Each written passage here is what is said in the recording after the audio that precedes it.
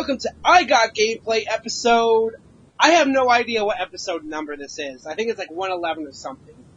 Burhan is out tonight. I guess he's got some early morning filming to do, so he is not here. It's like 1 in the morning over where he is. But I am hosting this week. I am the Gaming Pegasus 187, and I'm joined by Lawn Boys Post 1975. Dave, how you doing? Not bad. I'm good, mate. You alright? I'm good. Minus the fact that it's about 10 degrees outside right now. It's snowing, but whatever. It's Montana. We've also got Sean Michelin here. How you doing tonight, man? I'm smooth as butter, baby. Oh, so you turned into Chef from South Park. Nice. Yeah. Hello there, children. Oh my god. That was pretty good. That was. And we actually got another guy on the night, fellow co-host on the Hey Listen Gaming podcast, Mr. Cole Annoying Navi. How you doing tonight? I'm good. How are you? I'm good. Awesome. Damn it, everyone has a sexier voice than me tonight. I'm pissed off. Yeah, but I had a little bit of voice training, and plus I've been smoking a little. Weed. There we go. That There works. you go. There you go, people. Who said it was a bad thing? It improves your vocal tone. Makes everything so much sexier. Oh, you could do Volkswagen car commercials now. Yeah. In there.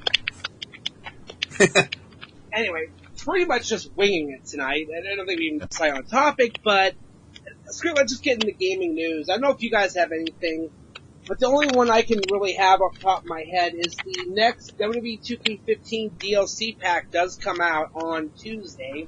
Ooh. And this time it's actually in the season pass. For once. It is the one more match featuring Randy Orton showcase story mode. Does that mean they actually listened to the fans for once by putting in the season pass? Because I know that before they pissed everyone off, didn't it? Well, this is the showcase season pass. That was which is $25, and it just includes all the showcase mode DLC. So, like the WCW pack, the New Moves pack, and what's getting released later, the NXT pack. You still have to buy those separately. Mm-hmm. So this is the first one that is getting released in that season pass. It's funny because EA UFC have released a bunch of DLC since it launched, and it's all been free. The most recent one included Brock Lesnar. Sexy. Yeah. So that's... No, not Brock Lesnar himself being sexy, but sexy that he's a playable character. Sorry. Oh yeah. The Conquerors arrived back in the damn UFC game. And it was funny because I decided to play him right... I just got home from work and I was messing around with him, and I played him against Frank Mir. I literally go I set up for 3 rounds, full 3 rounds, knocked Frank Mir out in the last 10 seconds and got that achievement, so. Sweet. Just fun. Is it just me, or do you feel like, even though in the big picture things, and I guess people's parents and that look at the generation of kids and think, when I was your age, I was fighting in wars and shit, but I get an achievement, and I'm like, I did something today. I did something good. Yeah. Pretty much. At least the game. I enjoy the games for what they are. I mean, I'm a big UFC fan, big WWE fan. I mean, I got Killer Instinct on Xbox One. That, in fact, That's supposed to be absolutely amazing, isn't it? Is. I know that's because I don't have an Xbox One, but all my mates do just absolutely that's it. I feel left out in the pub when they're talking about it, and I'm like, I got a Wii U, and they just look at me and just go, but you don't have Killer Instinct. Leave this conversation. Yeah, one of the few Xbox One exclusives. And the new character is getting ready to drop, Omen, which is like this. It's funny because I just have I got the physical copy, so it's all of the season 1 characters. So like Orchid, Fulgore, Saberwolf, those guys. But as they release new characters, and I mean, I haven't gotten the season 2 deal yet. Oh, you know why it's called Saberwolf, don't you? Here's a boring, nerdy little thing. Because Rare, even though they're owned by Microsoft, were a company back in the day called Ultimate Play the Game. Right. And Ultimate Play the Game made a series of games called the Saberman games. And there was Underworld, Nightlaw, Alienate, and Saberwolf. And so I like that. That's a little nod back to 1980s Britishness. Nice. But it's funny because you can go through the. They just updated the story mode. Okay, what the hell happened? Oh, how are you doing? You.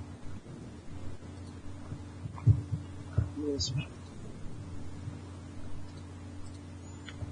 Okay, let's do it. Oh, what the hell is this doing? It's fighting you. It's gone Skynet. Yeah, hopefully it doesn't drop. But it's like you can go through the story mode. You can still fight against the season 2 characters. You just can't play as them. But they updated the story. Odd.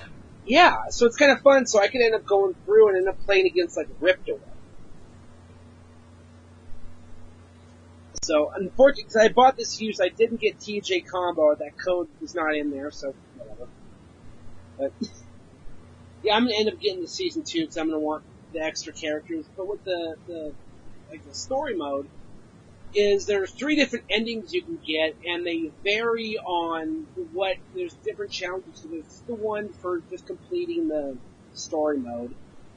I think, Fulgore has one where it's you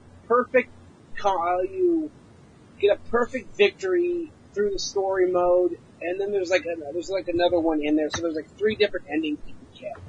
So it ends up adding up in the replay value, so you can get there's certain challenges. So there's like one you have to ultra combo Orchid, and I like Fulgore. I think a cool character, not a little too run of the mill, honestly. Doesn't excel at anything. He's not like a tank like Chief Thunder. Well, that's one thing. I'm based on my experience on the N64 version and the SNES version. But one thing I did like, even though it's outside my comfort zone in fighters, because I'm basically born and bred Street Fighter. Just think every special move should be performed that way and every combo should be delivered that way. But one thing I always thought was quite good about Killer Instinct was all the fighters, as long as you know what you're doing, are actually pretty balanced. Yep. You can't, if someone says, oh, you've just taken him and that's a cheap move, it's like, well, no, you just don't know the controls for your bloke, because yeah, as long as you know what you're doing, they're all pretty much, on paper, as good as each other. Yeah, then it comes down to the skill of the user and how they use that character. Like, you're not going to be jumping around and hitting dive kicks on people with Fulgore, unlike you would with Black Orchid. Hmm. I mean, this was a launch title, and this was originally just download only. Was it? What, really? Yeah, it was a free download when the Xbox One launched, and then you could pay to get the extra characters. So you can get them all bundled together, and get them as they get released, or just buy which ones you want. So nice. I have to ask you, because my mates don't use it for this, but do you use it in that weird integrated way with your TV? Which is, Xbox, pause. I want to watch Channel 4. No, I don't have cable, so I don't even does it only work with like cable? If it was in this country, can I not plug my because our free-to-air service is called Freeview. Can I not plug Freeview in and just go, Xbox, pause, I want to watch Dave. Channel, not me. Although I could watch me all day long. But. It's funny because I took the piss out of it when they first announced it and said that was such a stupid idea. Oh but my the God, more I think about it, my brain is kind of like, it has its use. Yeah, like TV, sports, TV, sports, internet, sports. Like, oh my God. Oh yeah, the keynote. You're Sean. What were you saying? Yeah, the keynote too. Like they were just pushing all that around when I was watching it live there when they dropped. They showed off the Xbox One first time. With the room full of Microsoft executives pretending to be public. Oh Jesus, I know. Yeah. That was hilarious. That was such a corporate HJ. It wasn't funny. Oh my God. Oh, it was like, and then it's just like TV, sports. Like, I know they're trying to make it into an all-in-one, entertainment system, which. I mean, I'm not going to use. I don't even have the resource for cable. there's only a few shows I would want to watch on cable, and that's limited to South Park, Tosh.0, and Monday Night Raw, and then maybe Friday Night SmackDown. That's it. And a lot of that is actually available streaming now, depending on your locality. Yeah. Well, what's it? HBO is going to release in Canada now. HBO.com is going to be available for Canada, so you can get the entire HBO library streaming. HBO Go, yeah. Sexy.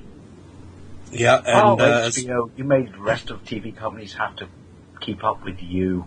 You made TV good. Yeah. Well, it is, and I mean, like, there's other services, a lot of the networks here in Canada, like Global and CTV, and that stream their content. In Canada, Comedy Network is the ones that stream the entire library of South Park. It says southpark.com. But you guys can't get BBC iPlayer, can you? I mean, it pisses me off that you have to have a TV license for BBC, but BBC iPlayer is absolutely fun. Now they extended it as well. It used to be the show was only available for 7 days, and now it's available for a month. Yeah, but I mean, the thing is with South Park is that, like, if you go to southpark.com, there are only 3 episodes you can't watch on there. And that's the 200th episode, 2-parter, and Super Best Friends from Season 5. Is there a reason you can't watch Muhammad. Oh, Depicting the Prophet Muhammad. Yeah, you'll have to find it through different means. DVD. I've got it on a box set. Yeah, because I remember at the time, I know this isn't gaming related, but I just got to bring this up. I remember at the time, everyone was going batshit crazy. Was it 2 days before the Day After Tomorrow episode? Where they take the piss out of saying, like, we can't show him, we show, his image, it's gonna cause the world to end, and, religious groups are saying, this is terrible, and I was the only bloke in the room who put his hand up and said, I got a question. Does anyone remember the episode he was already been in? That no one gave a shit about? Really? But now apparently they do. Yeah, I mean, that was Season 5, and that was while Kenny was getting killed every episode. That was probably one of the best running jokes. Kenny gets killed in so many unique ways. Speaking of early South Park, this is just a side note. I would think about it. First season, the one where Garrison wants to kill Kathy Lee Gifford. Oh, yeah.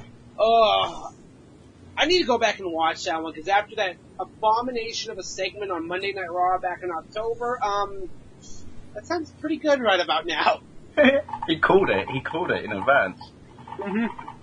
Early, quick, just say, I know it's not a South Park themed cast, but I've got to say, of my favourite early episodes, one of them would be, because it's about any show or series, we did, sometimes you can't go, like The Simpsons, I can't go back and watch really early Simpsons anymore, but South Park I can, and one of my favourite early episodes is, do you remember the Brown Note? Oh, yeah. They also did an episode on that on... You make everyone shit their pants. The Brown Note. Isn't that the same one? The B story was Garrison was trying to get his father to molest him. Yeah. They got what's his name do it instead? Kenny G. Kenny G. Yeah. Yeah. Oh my God. Oh Jesus. Yeah, well, here we go. Park. Apart from the Stick of Truth, here's a nice segue from South Park into gaming, which is, apart from Stick of Truth, why have they never managed to be able to make a good South Park game? Because you would think it's just got good game written all over it. That's why Stick of Truth works. Teneman's Revenge was really good. And that was an Xbox Live download. That was a side-scrolling platform where you got to switch between the 4 main characters, and they each had a different ability to get through the level, and just great. I had that on my summer backlog challenge a couple of years ago. Was that 2012? No, that was 2013. That was the year my buddy a bunch of weddings. Yeah, that was 2013. Because that's when I had it on the PC back in the day, because my brother had an N64 and I was a PC gamer then. But that's what made me laugh about when they released the one on the N64, which is South Park's popular people, so are first-person shooters. Why don't we make South Park a first-person shooter? Are you fucking stupid? There's... And then they made, like, Chef's Love Shack. Oh, God, that was a travesty. Mm. It took me 8 cans of beer that night to forget that game existed. Wow. I brought that back to the video store 3 hours after I rented it. Is that bad? I remember loving that game, though. Like, we would switch between GoldenEye and South Park. I had no idea what it was, because I was, like, 7, 8 years old, but still. Well, shovelware. It's pretty much, it was just let's take I did license I guess that's game the and- precursor to the Wii shovelware. They did it on the N64. Yeah, but hey, I keep seeing in GameStop the collector's edition for Stick of Truth. I have not had the. I need to. I have not had the fucking money. Once I have the money, I'm picking that up. I want that. Plus, fucking... yours is uncensored. The UK one's censored. Oh, that's right. Yeah, the UK got literally ass raped on that one. It's still a great game, but when you play, you still know what you're missing, and it kind of leaves a little bit of Randy getting an abortion and him getting anally probed. Yeah. The greatest bit, when you know that game is just an ode to love, well, you can tell that it's those guys who made it, an ode to a love to the TV series and just fan service to everyone. It's just right at the start on the title screen. Because you have selected Jew class. We cannot be friends. Oh, I know, that game, oh man, I got some point. Or like if your character's black, I was like, oh, black thief, big surprise there. Well, there's a scene that's early in the game where you're going through Butters and you start going through Cartman's mom's room. This is where the magic happens. She makes hand magic and butt magic. It's hilarious. This is my shout out to people out there in IGG land. If you've not played Stick of Truth, and currently right now, if you buy it in Tesco's in this country, you can pick it up for £22. It's an absolutely, even though ours is censored, a phenomenally good game. If you like South Park, you can do what I do, which is, it's almost difficult to play because you can't concentrate because you're laughing so hard at all the in-jokes. Yeah, you have to know, and on its own, it's a pretty good game. It's definitely a love letter to South Park fans. But... It's also pretty, and I'm not a massive RPG guy, but it's, if you removed all the humour and just looked at it from a mechanic perspective, it's a pretty solid RPG. Adventure RPG, not full-on RPG, but you know what I mean. Yeah, I don't play a whole lot of RPGs either. I mean, I'm playing through Final Fantasy X right now in the Vita. And I got a shirt for my birthday, by the way, because obviously I'm 39 and I feel old now, but my shirt I got bought for my birthday is, I don't get old, I just level up. I just level up, yeah. That's why you see Sean Connery for the last 20 years look identical. He reached max level. Mm-hmm. Sean Connery really is immortal. Yeah. They altered the details in Highlander. He was actually the one. Yeah, he was actually playing himself. You, sir, have the manners of a goat, and you smell like a donkey. Now get out. Yeah, but at some point I'm going to get the Skyrim, the Game of the Year edition that has all the DLC, because I still need to go through. I got that on PC. Yeah, I don't... Legendary Edition is what it's called. Legendary, yeah, I've never... I've pretty much considered it. It's basically a Game of the Year edition, but yeah, I can get that for like $30, which is good, because I need to... that's one thing I need to do. What's the average for a launch game, right? For a game on launch, what do you guys pay in America and Canada? I paid $60. $50. Yeah, it's almost on parity, like $5-10 difference depending. We're seeing a lot more than 40. And I mean, obviously I don't own them, but when you look at PlayStation 4 and Xbox One games in this country, you could argue that they released them for £55, we're getting shafted. Mm-hmm. Australians pay even more. Oh yeah, I was going to get into the whole Australia thing because... Did you hear the thing? Yeah, I was just going to say, yeah. Oh my god. Not only do they have a hard on... Not only do they have a hard on for banning games, I mean Jack Thompson hasn't moved there yet. He'd love it. They're more censored than Germany, and Germany has the most censored gaming industry in the world. Mm-hmm. Probably their fault for trying to take over the world twice. Sorry, Germany. Speaking of Nazis, I keep seeing Wolfenstein The New That's Order. a brilliant segue, by the way. Speaking of Nazis. Wolfenstein The New Order on Xbox One, that's one I want to pick up. That looks really good. It's cheap now. 60. It's fantastic. Do you want to know why it's amazing? Because it actually goes, this game is about campaign more than anything else. Yep. And that's so refreshing these days. Yeah, is there any actual multiplayer in it, or is it just the campaign? If there is, I've never even bothered to try. I've just been so happy with the campaign.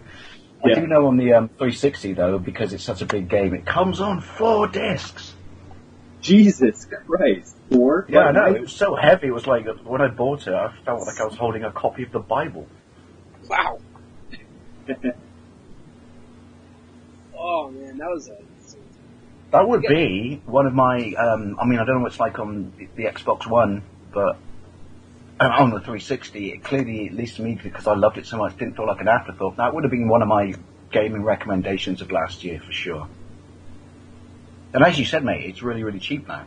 So I don't know how well it did. I'm assuming it didn't do that well because you can buy it in Asda for £15 brand new. Yeah, look it up. It's got some amazingly sexy guns in it too.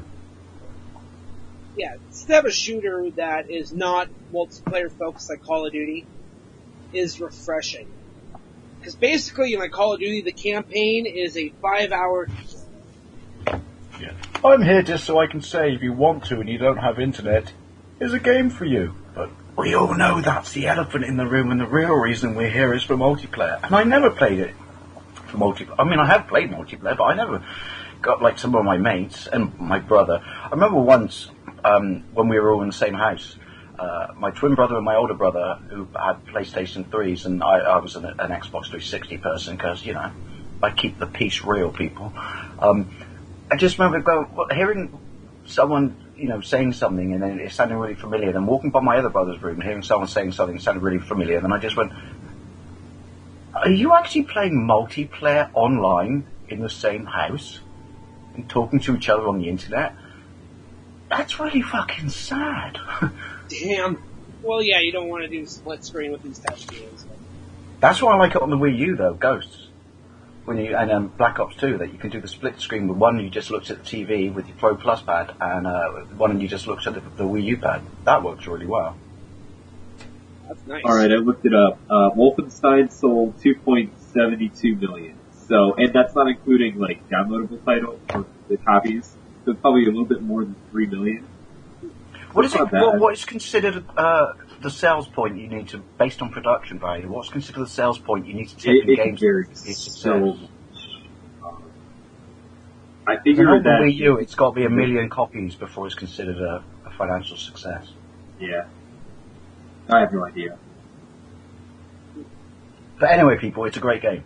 Go and check it out. In fact, you can buy mine off me. I've instant repeated. Actually, no, you can't because you're all in North America, so it won't work because your systems don't run on coal and donkey piss. Well, then I think our stuff's reasonable. Plus, you know, well, that's the one good thing about HD TVs, which is finally in this country we get 60 hertz. Because we got shafted on consoles back in the day, and people always wonder why I imported my consoles from Japan. And they're like, why do you always import your consoles from Japan? Because 50 hertz is like playing a 60 hertz game while you're squinting, and everything's ever so slightly like I've had too many beers. Wow. Slow. I mean, the only other news I could think of gaming-wise is the fact the new 3DS XL is coming out on the 13th, I believe. That's the advert I saw on TV. Yes, it does look sexy. I mean, I don't really want to upgrade for mine because, well, I got mine for free. But it does look nice, and there is something about it. See, people slag Nintendo off and say how many times can they make the same console, but when I pissed and moaned and laughed at the 2DS, but they're probably they're like Apple out there. They're probably one of the few companies that can actually just basically hit the floor running and say, we got an idea, you can laugh at it, but trust us, it works. Yeah. I mean, I had the 3DS, I didn't jump on the XL, didn't want to deal with it. It wasn't enough of a functional hardware upgrade. 2DS, you're taking out the free. Screw you. But now 2DS, with this... To me, though, why I think it worked was it was clearly aimed at really, really, really young people, really young children, and it was like if Nintendo made something in collaboration with Fisher-Price. Mm-hmm. See, that's definitely why, but I'm not one of those guys that I gotta get every iteration of every console. You're not gonna see me doing that. I mean, it was like when the Game Boy Advance went to the Game Boy Advance SP. That was enough of a functional hardware upgrade to get me.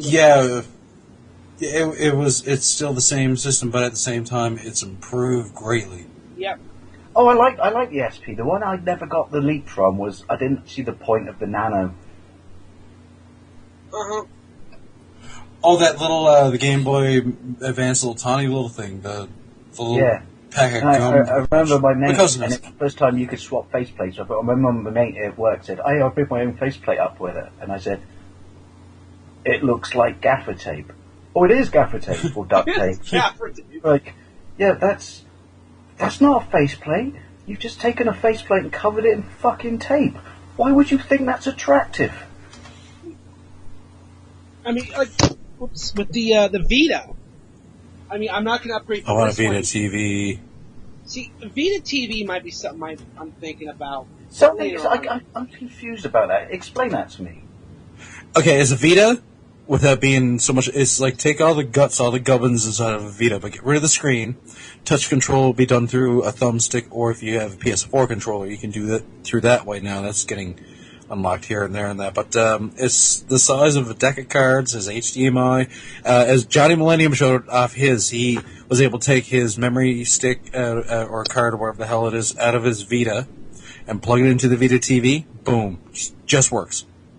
Although any of the games that are touch dependent, that are like the back touch or whatever, they're not really apparently going to work. But it's still, and plus you can use PlayStation now, Netflix and all that. Here in Canada, well, do the math, I'd say you pay like 75 quid. That's not too bad, actually. I'm sold. Yeah, it's $100 here in Canada. I'm trying to remember if that's with it.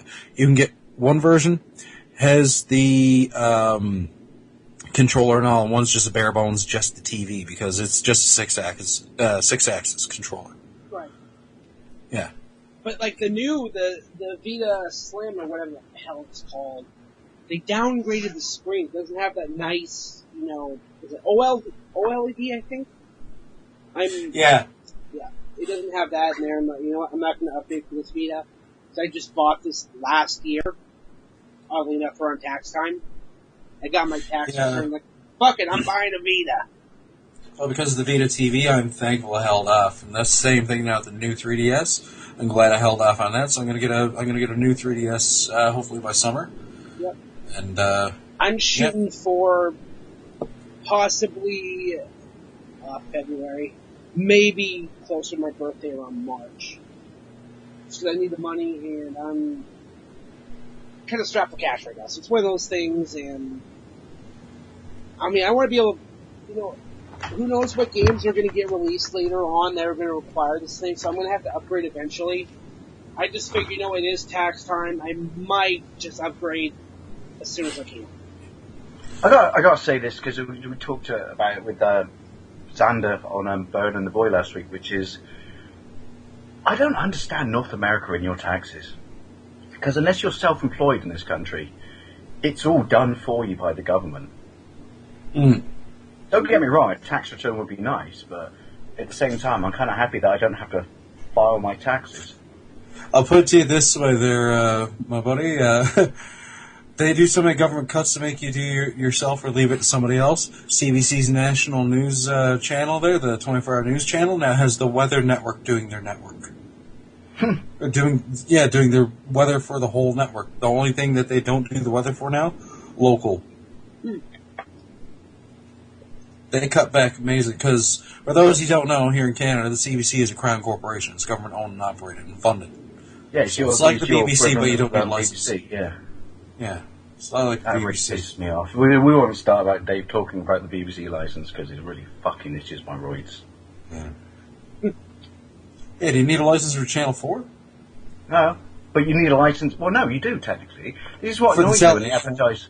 Yeah, when they advertise Freeview and say Freeview, it's like satellite, but without any, prescription. Subscription. I sound like a pregnant mother there. I'm like, no, that's not entirely true, is it? Because even though we have to pay for the BBC, we're not allowed any other TV unless we pay for the BBC. So it is subscription.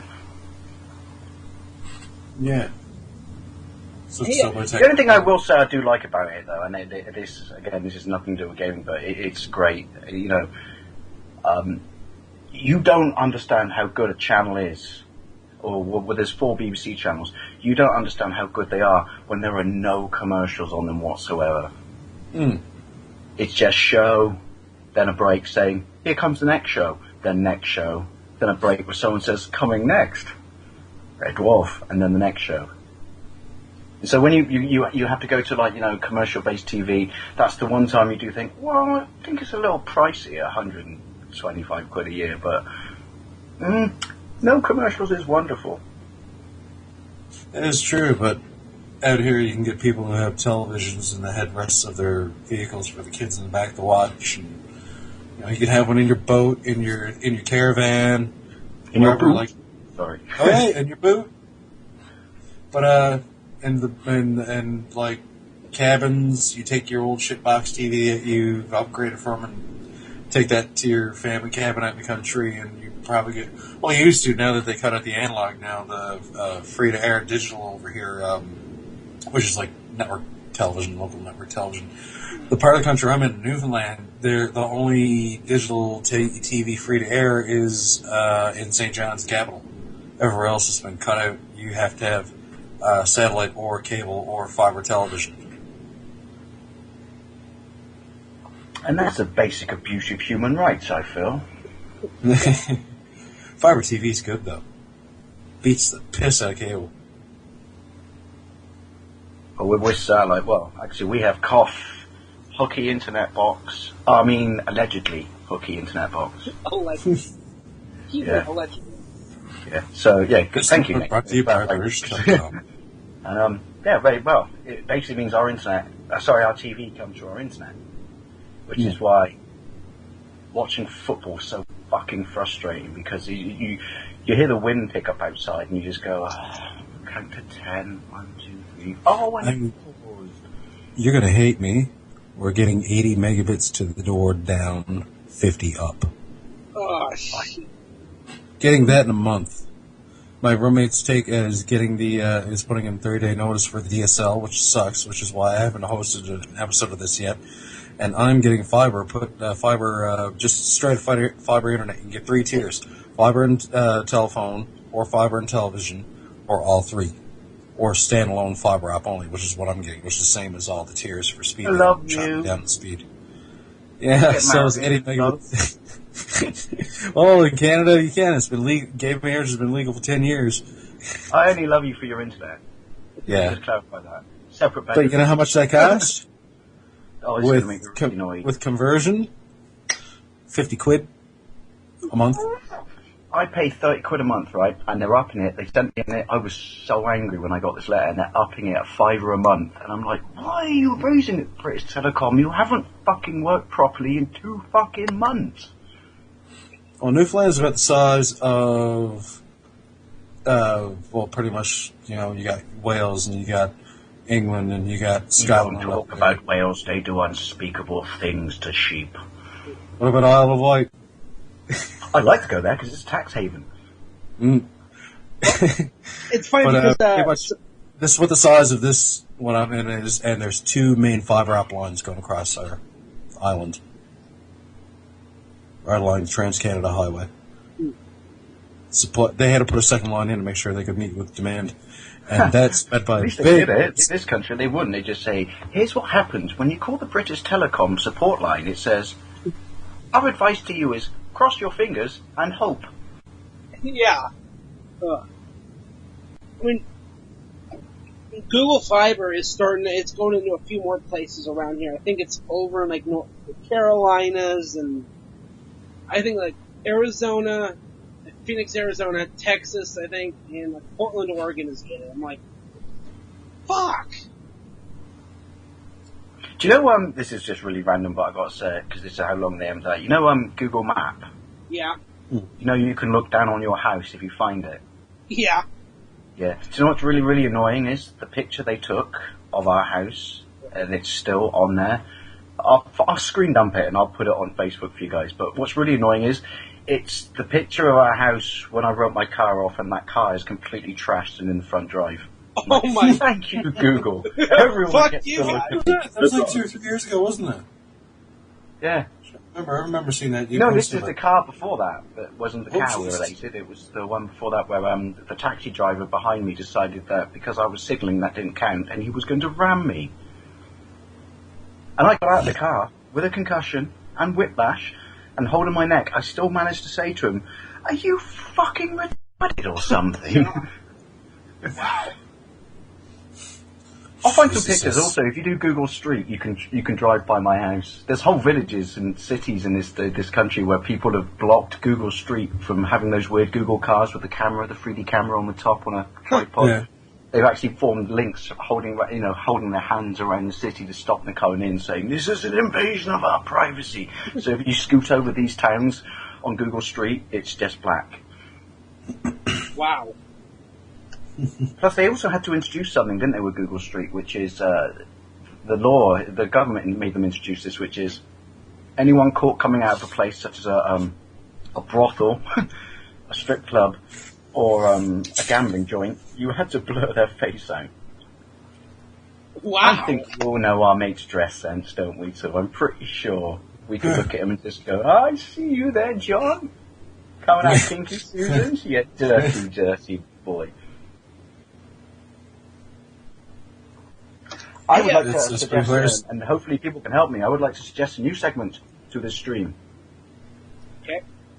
My Wii U problems this week. Oh, let's hear this. I downloaded Tekken Tag Tournament 2, mainly because it was knocked down to £6.49, which I thought, DLC, but I'll have it for £6.49. Took me 3 times to download it. Not Nintendo's fault. British Telecom. Technically not their fault. 3 flakes of snow. But it's... And I don't know if it's because I interrupted the update by standing on my memory card. Possibly my fault. But every time I boot it up now, it says... It starts firing, it goes through all the menus, and then when you get to the actual game, it just goes... There is a fault with your USB device. Please plug in the mains. And I'm like, but it's a memory stick. How do I... Has anyone else got this problem? How the fuck do I plug in... What is wrong with it? I think I'm going to have to buy another memory stick, aren't I? And download it again, which sucks, because that's another 3 hours in my life I'll never get back. Yeah. And also we had a problem this week that we talked about before we went live, which is, how the fuck do you delete demos off your Wii U library? I think you have to... There's no obvious delete button. I think you have to go in and you actually kind of hold, like, the icon on the menu, and then you should go to the menu and hit... I'm pretty sure you have to go to settings, and then there's, like, a storage tab. Yeah, data management or something. Yeah. I couldn't see. I'm not a retard. I just honestly I couldn't find it. Do you know what I actually did to get rid of one of them? Well, I only have 3 more times left to play this. Really pisses me off. 3 more times left to play this demo, so I just started it and stopped it 3 times. So it deleted itself. That's lazy, although I'm quite proud of that solution. That's a man's solution right there. Nice. Yeah, I don't like Nintendo's demo policy. That you only get so many plays before... Oh, go buy the game, motherfucker. Yeah, whereas sometimes you don't want to, because it's like, do you know what I really miss from back in the day when you used to get official PlayStation magazine, and you would get a disc on the front with like 7 discs, and I remember it gave me one, the disc I loved the most was WWF, the arcade game. You got 1 fight of that, but if you drew it out, you could draw it out. Me and my mates used to play it and then not even just hammer the shit out of each other, because there was no time on it, we'd draw it out. You got 1 level of Doom. And because games were so expensive back in the day, you'd buy this magazine for £5, and that was you sorted for a week. That was as good as having a game. I remember the Discworld demo on the PlayStation on it. If you actually bothered to complete it, was about 50 minutes of game time, which sounds crap, but considering it was on the front of a magazine, that's 1/5 of fucking Call of Duty. Yeah. Oh, I got a really fun, kind of depressing demo disc story. So, I got the demo disc. The demo you need the Incredible Hulk music, by the way, when you say this. Huh? So this is pretty much. So, okay, so basically, me not having internet at the time, there would have been no way to know this until after it happened, obviously. But so I get a demo disc, and it has Beautiful Joe 2 on it. Great. So I go in and I am playing. So what's the format, by the way? What format? PS2. Ah. So at this point, when this happened, I had a 35-hour save file on Final Fantasy X. So I'm going through and I'm playing the game. Pay attention, Call of Duty, by the way. Pay attention. 35 hour. Just saying. Yeah, and then I eventually, go back for like another 80 hours into the game and get everything. Anyway, besides the point. So I'm going through, play the game, done with it, enjoyed it. Beautiful Joe, great series. In fact, I need to go through and find those games so I can play them. But underrated gems. Oh yeah. So then I go in. I got a PSP. Yeah, I don't remember what I went in and tried to play next, but it didn't have my save file.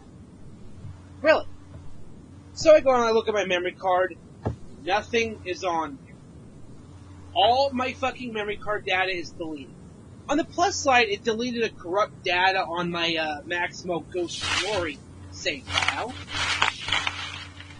I ended up returning that game. I liked the game, but it corrupted data on my memory card. I couldn't save it anymore, so I got a Virtual Fighter. But yeah, 35 hours on Final Fantasy X. Gone. Oh, I would have, screw writing a strongly worded email all in red and capitals to the company. I would have gone there and gone postal. Oh shit. And then come to find out later, they sent out I don't remember if it was a flyer or a letter or whatever it was. But later on we find out that if you play this demo with your memory card in, it will delete your save data. Nice of them to tell you afterwards. Yes, after. So, and then, Final Fantasy X, I would eventually go back and complete it, but of course I have after I bought the strategy guide, and went through and got all the ultimate the ultimate weapons, one of those, items for I think Waka's weapon, you have to get it as a prize in Blitzball. And then there's one for Lulu's weapon that you have to dodge 200 lightning bolts in the Thunder Plains. I use an action replay for that. But of course, on the Vita, you can't. So when I'm going through playing that, I'm actually going to have to do that. Dodge 200 lightning bolts in the Thunder Plains. So guess what? I'm doing the Blitzball side questing kind of as I'm going through the game. But there's going to be a point where I'm going to start side questing like a motherfucker. And I'm going to get all the ultimate weapons, all the, the Aeons, all that. Cause I'm going to try and platinum trophies faster. But yeah, wonderful little demo disc glitch that deletes all your save data. So if you had anything on there that you put 35, 40 hours into like an RPG, well, guess what?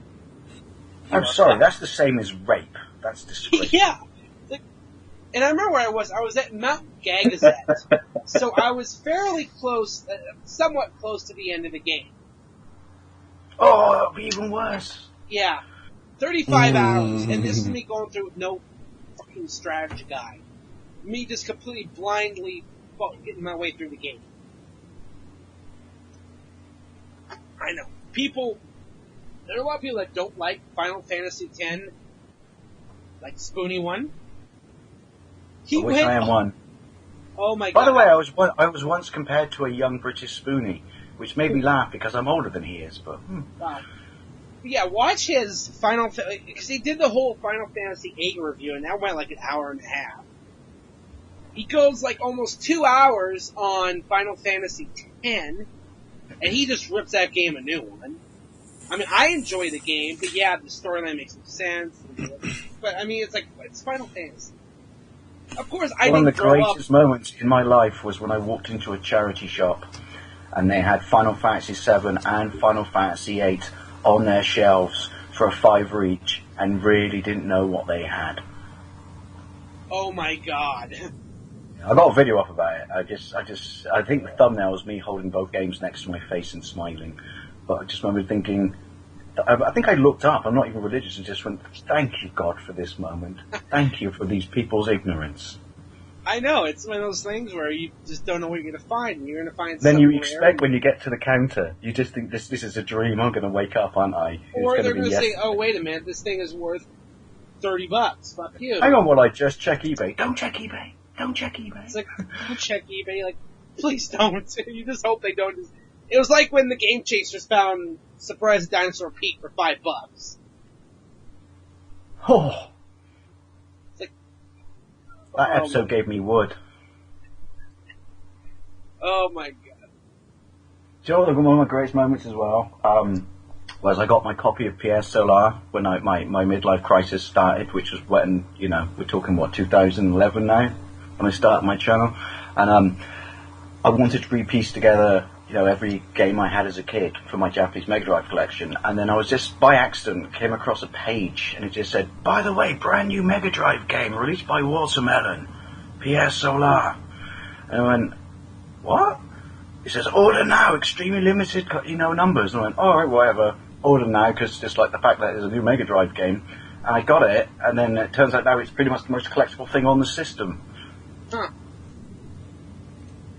Yeah, and it's actually in the Wii U shop now, by the way, the EU shop. Yeah, it's on the Xbox, like I've seen on the Xbox. Yeah, Xbox Live Arcade. But it's just nice to have a new Mega Drive game. Sometimes I sleep with it. Not that way, just next to me on the bed. On the subject of broken saves, and something that, which is a problem of mainstream gaming right now that really pisses me off, but really pisses me off because I do really like this game, but the only way you can beat it on 360 is to sit through it in one entire go, is why have they never patched or fixed the save problem in Battlefield 4? They have Anyone patched. familiar with what the save problem is? Oh, every time no. you turn it on, there's a new patch. It just doesn't fix the problem, which is you can play as far as you want in that game and you can save it, and then when you turn it on again, no saves. Wow. And they've never fucking fixed it, and yet they're still selling the game for like 30 quid. Possibly fix that because you're selling something that's beyond broken. Because some of that game is really, it's enjoyable, but it's, it's a slog. You enjoy it when you get through these situations and levels, but sometimes you get through a really difficult ball-busting level and you just think, I need a break. I just need a break. Yeah. I know, I'll save. It's the natural choice for a new generation to consider, a gaming environment later on. Battlefield 4 right now on the Xbox Live Arcade is $13.40. Madden 15. It's annoying because it's an awesome game. Mm-hmm. Especially the bit when you have to defend the top story of a building, like Nakatomi, from people coming in on, swing ropes from helicopters and shit, and you put claymore mines around and shit. That's so much fun. Nice. And then you go back. It's like that episode of The Simpsons. And I went back. The man from the mall said Mr. T was already gone and he's never coming back. I'll go a little later. I'll go a little later. I'll tell you the really weird, the really annoying glitch with WWE 2K15. This was just on Xbox One PS4.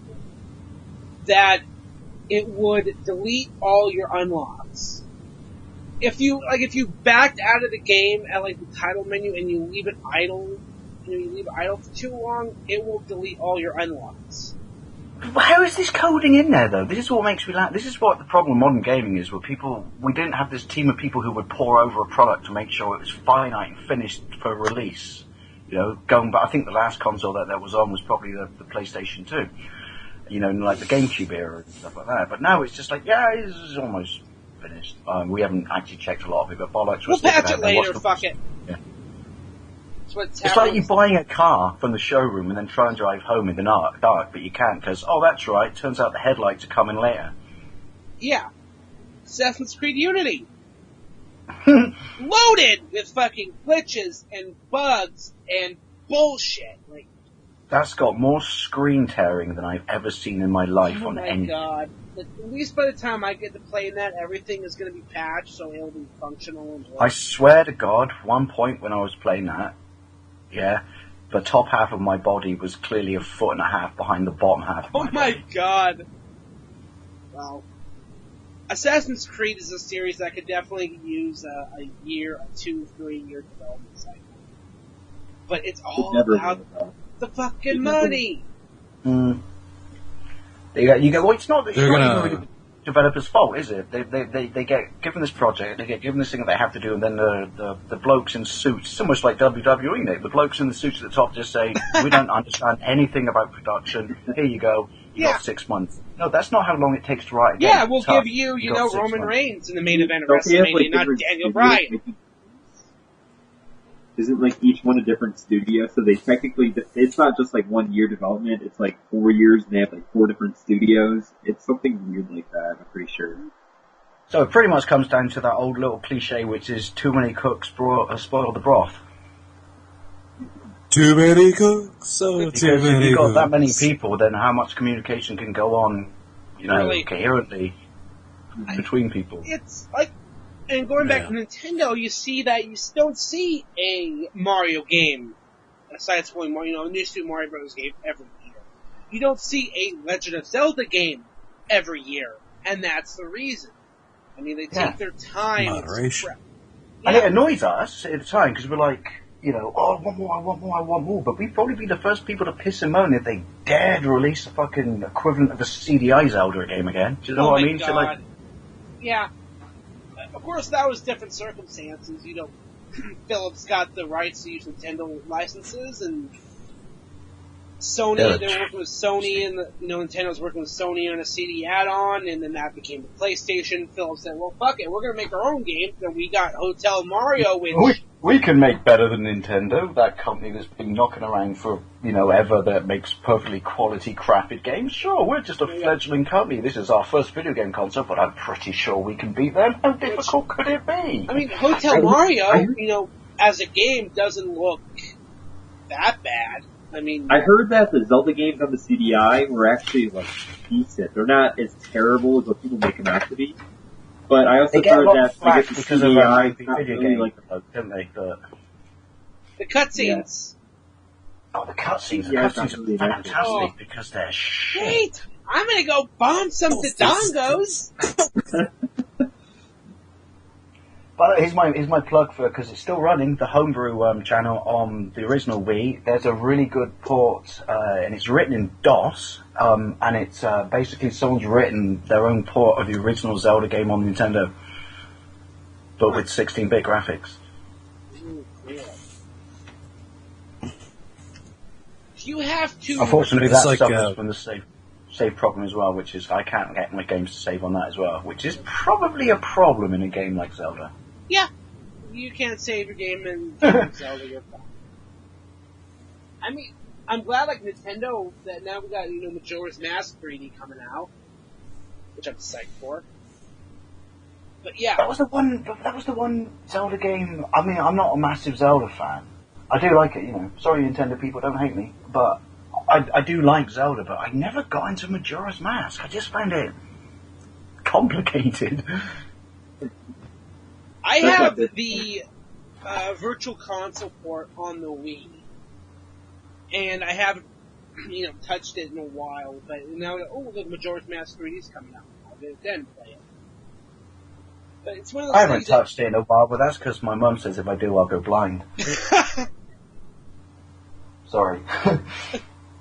Well, obviously Quagmire hasn't had to deal with that. Looks like he's fine after 50 years of whack. Yeah. Christ alive, he's a pilot. Yeah. Okay, Giggity. Yeah. But it's one of those things that, I mean, I never played the original Ocarina of Time. I never had an N64. I had a PlayStation 1. Really? Yeah. I didn't know that. Yeah, and I had a PS1, so I got to play Spyro the Dragon, Suikoden 1, which I ended up finally beating 11 years later. I would get through most of the game and then just never finish it. So yeah, I ended up getting a GameCube after that was out, so I got to play Mario Sunshine and Wind Most Waker. underrated and abused system ever. People think the Wii gets abused. The GameCube was such a solid, fantastic system that got so much shit for no reason. And that, look at the games that were on that. But that's the system, probably, where you could argue, still to this day, has the best launch lineup games ever. I mean, look at Rogue Squadron. Oh. Luigi's Mansion. Yeah. And they used to say on the back of the cover, didn't they, for Rogue Squadron? It actually said, and that's what we wanted from a Star Wars game, but it actually said, these are actually screenshots, not cutscenes. And you're just like, oh my god, it looks like Star Wars, but how it is in my head. I mean, you had the Metroid Prime trilogy, which I just downloaded on the Wii U. You get the same deal that we get, which is you get a half price. Yep. It's $8.99 in this Different country. games, though, right? Huh? Because we had Punch-Out, Metroid, and Galaxy 2, but don't you have guys have Donkey Kong, Country Returns? Yeah, we got Donkey Kong right now. Well, the first 3 games were Mario Galaxy 2, which is still an absolutely phenomenally good game and still looks wonderful. And I argue with Cell Network, and he says it's not truly upscaling. And I went, I don't care. It's a far better TV lead than you used to get, even when you bought the proper fucking TV lead for the Wii. It looks fucking amazing on the Wii U. Yep. And then that's the first 3 games: Metroid Prime Trilogy, Donkey Kong Country Returns, which is quite frankly even harder than Donkey Kong, the new one on the Wii U. Wow. And that's it. Donkey Kong, Mario, Metroid Prime. I just hope they do Twilight Princess. Mm-hmm. That's one. I mean, they need to do. I know Punch-Out is on there on the Wii U Virtual Console. I didn't realise that the Punch-Out on the Wii, at least in this country, because I still got my original copy, is such a collectible game. It's an amazing game. It's basically a dancing game if you stop to think about what it is. It's a rhythm game, but... Yep. And if you play it, you don't... Because the TV advert was you try and punch and do this and do that. I just found you just play it like a set of drums and flick it, slowly with your wrists. I always played it just as the Wiimote on its side like an NES controller. That's the way to do it. That's how you play Punch-Out. Fuck this motion bullshit. The motion stuff works fine in Metroid Prime. Oh, yeah. Plus, also, that coming back to the trilogy, that is brilliant. Those 3 games for that price, but also the fact that the motion controls in Prime 1 and 2 are better implemented onto a GameCube game as an afterthought than they were in many of the mainstream shovelware fucking Wii titles. Oh my god, yeah. Well, once the Wii Motion Plus came out, I mean, Skyward Sword. I had to pre-order that game with the the Wii Motion Controller Plus. So I got the really cool, shiny, gold Zelda Wiimotes. Nice. And it works awesome. I got my Motion Plus with Sports Resort. Nice. And I became completely and utterly, all my mates after the pub, and probably not the great time to do a test of skill and abilities after you've had a couple of jars, but completely addicted to the archery bit in that game. Oh, jeez. Where you used to hold it up. You remember you used to hold up the Wiimote and then you used to pull the nunchuck back? And I once perfected every single target. And then my mate said to me in the room at the same time, which is, how did you do that? And I said, fuck knows, mate, I'm drunk. But hey, did it. Never forget this moment, people. Nice. Never forget this moment. I was obsessed with that. And the sword fighting bit in it was really good in that. And that's when you realise that the Motion Plus was brilliant. Yep. Before it just seemed like waggle controls with a lot of games. I mean, Mario Galaxy 1, how you point at the star bits or what the hell they're called to collect them. Worked great. There's weird shit that falls from the sky, as I like to call them. Yeah. But Mario worked great because it didn't overextend itself in what it was trying to achieve with the controls. Yeah. And you know what? People slag it off. It's supposed to do. Apart from the sword fighting, Red Steel 1 is a really, really solid first-person shooter that's really fun to play until you get to the sword fights. And then I actually remember waking up the next day after playing and just going, why do I feel like I've worked out? I don't work out, I'm a lazy cunt. Because you accentuate the action and stuff. But no, Red Steel 1, and then Red Steel 2 had better motion controls and improved the sword fighting, but didn't have the same level of in-your-face first-person shooter that the first game did. Right. So definitely, I mean, the Wii has gems on there, but there was a lot of shovelware, a lot of motion crap, but Yeah. I think they need to really... Gingerbread Ninja, enough said. I mean, I gotta play through Wind Waker again as the HD download on the Wii U. Because I I got got that mine one. free with Mario Kart 8. So then that's how I got it.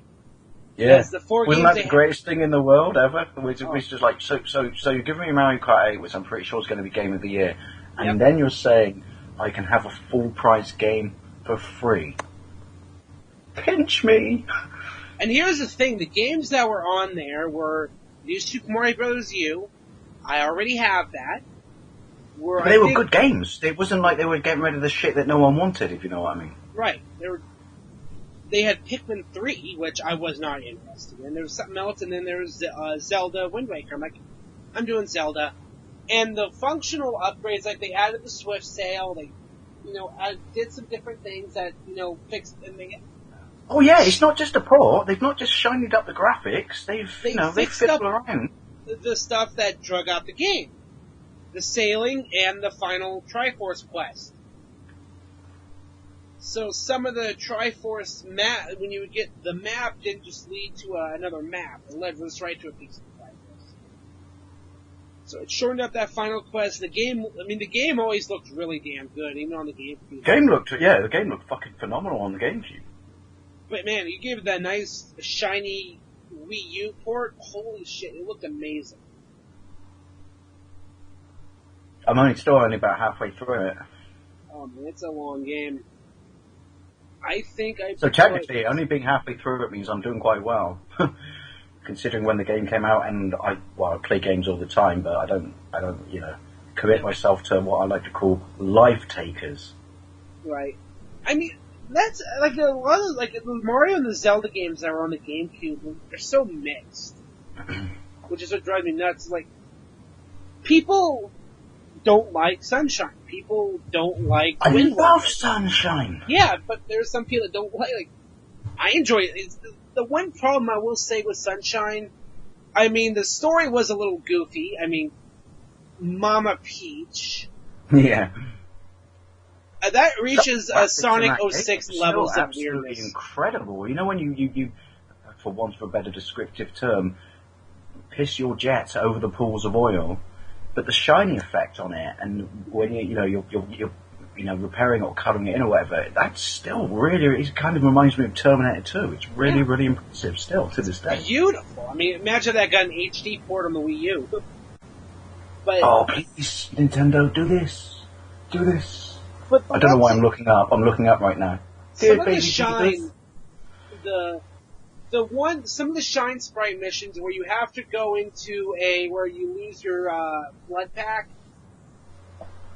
those kind of piss me Oh, a off. fucking chore. Yeah, because you get used to this. Oh, you can hover, you can fly, you can blast people out of air with water. But then, oh look, you don't get your little jetpack through this level. Now you gotta go back to old school platforming, motherfucker.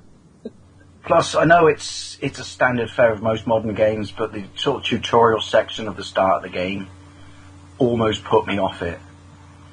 Where you're chasing that little bloke around, Mm-hmm.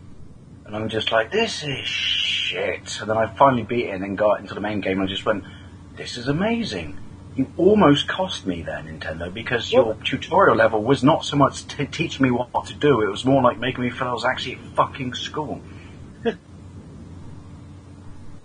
So, here's the Well, thing. there'll be a question then. Forget them re-releasing and polishing up Wii games. Do you think they should extend this eShop thing to HD GameCube games? And if so, what do you think? Oh man, yeah. It will never happen, but Oh, Metal yeah. Gear Well, I'm Solid trying to think Snake. what. Yeah, the Twin Snakes.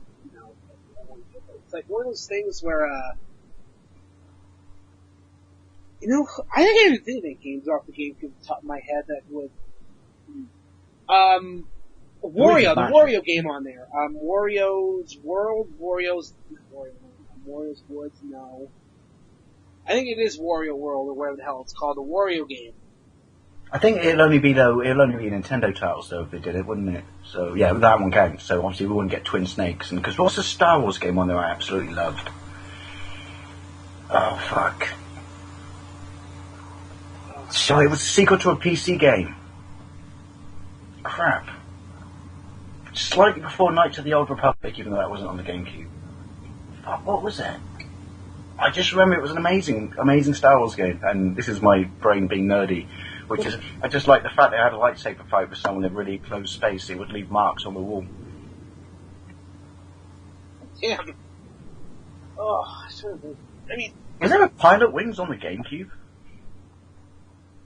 Was there? There might have been. A Pilot Wings game? Oh. Oh, boo. Yeah. Should have been. I find the original Pilot Wings, even though when you get to the end levels on the SNES version, it's really, really difficult, but I just find it such a relaxing, tranquil experience. F-Zero. They could have, no, on the Wii, they could have made it so you put, like, your Wii remote on your back, and you just kind of, like, stick your arms out like you're, and then you just kind of tilt wherever you need to go. And you got a bonus when you said, Wendy, I can fly. Yeah. You know, they could, if they want to do HD GameCube games, what, the F-Zero game? Hell yeah. Yes. Add online. Yeah. That was the first game I bought a pair of video glasses off, out of curiosity, off eBay, which was, it was like, have the home experience of a 50-inch TV when you won't own one. And so I wore these video glasses, and you had like a little rubber bit. They weren't virtual reality or anything, but it basically looked like you were looking at a cinema screen. And because you had the black rubber around covering up all the light from the room, I do remember playing. That was the first game I played on it. Was the F-Zero on GameCube. Which wasn't your memory card also compatible with the Sega arcade game? You could actually take it to the arcades and stick it in the front of the machine and play your save, even though it was a different game. But all I remember was I played it on my video glasses, and then I took them off about 15 seconds in because I was fearful that I might have a fit because my brain could not process that much speed flying into my face. Oh my god. Wow. Why isn't there a new F-Zero? And didn't, like, Shigeru Miyamoto just say recently that he doesn't, like, want to make a new one unless they have a... Yeah, he did say that, yeah. It's like, come on. It's a license to print money, Nintendo. Because, okay, the one on the GameCube didn't sell well, but, I mean, come on, it was on the GameCube. Of course it's not going to sell. It had no online, so... We won't get it now that Disney owns Star Wars and they destroyed Lucas Arts and stuff like that, but I would like another Rogue Squadron. I wish Factor 5, like, what happened to that company? I mean, Lair came out, and after that, they just went, like, bankrupt. I think it was because, basically, they made the name on Star Wars, and everyone else, it was just fans, wasn't it? We were too fickle. We just wanted more Star Wars from them. We wouldn't give anything else a chance. Mm-hmm. That's still, though, the Rogue Squadron games are still now, if you play them on a GameCube, hold up to modern generation as far as I'm concerned.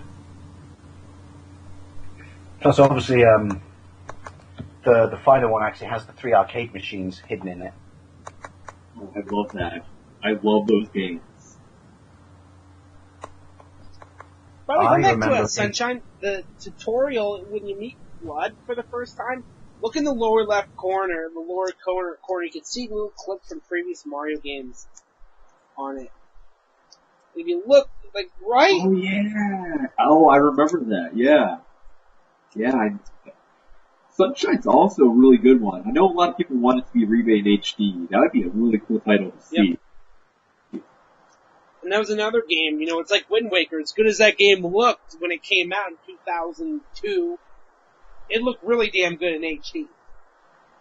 Exactly. And that's the thing with, you know, GameCube and, you know, Mario games. A lot of those, like, Mario 64, definitely, like, those graphics don't hold up now. They're early 3D, but by the time, you know, the GameCube and PS2 hit was, you know, especially with something that was kind of cel-shaded, like Wind Waker, you know, Sly Cooper franchise on Sony PlayStation. Those graphics still hold up. So, there's so many. I'm trying to think of some other GameCube games that would actually do really good as an HD upgrade. I think that's a good point, Mimic, which is cell shading does hold up really well. Does really make a nice port over to HD.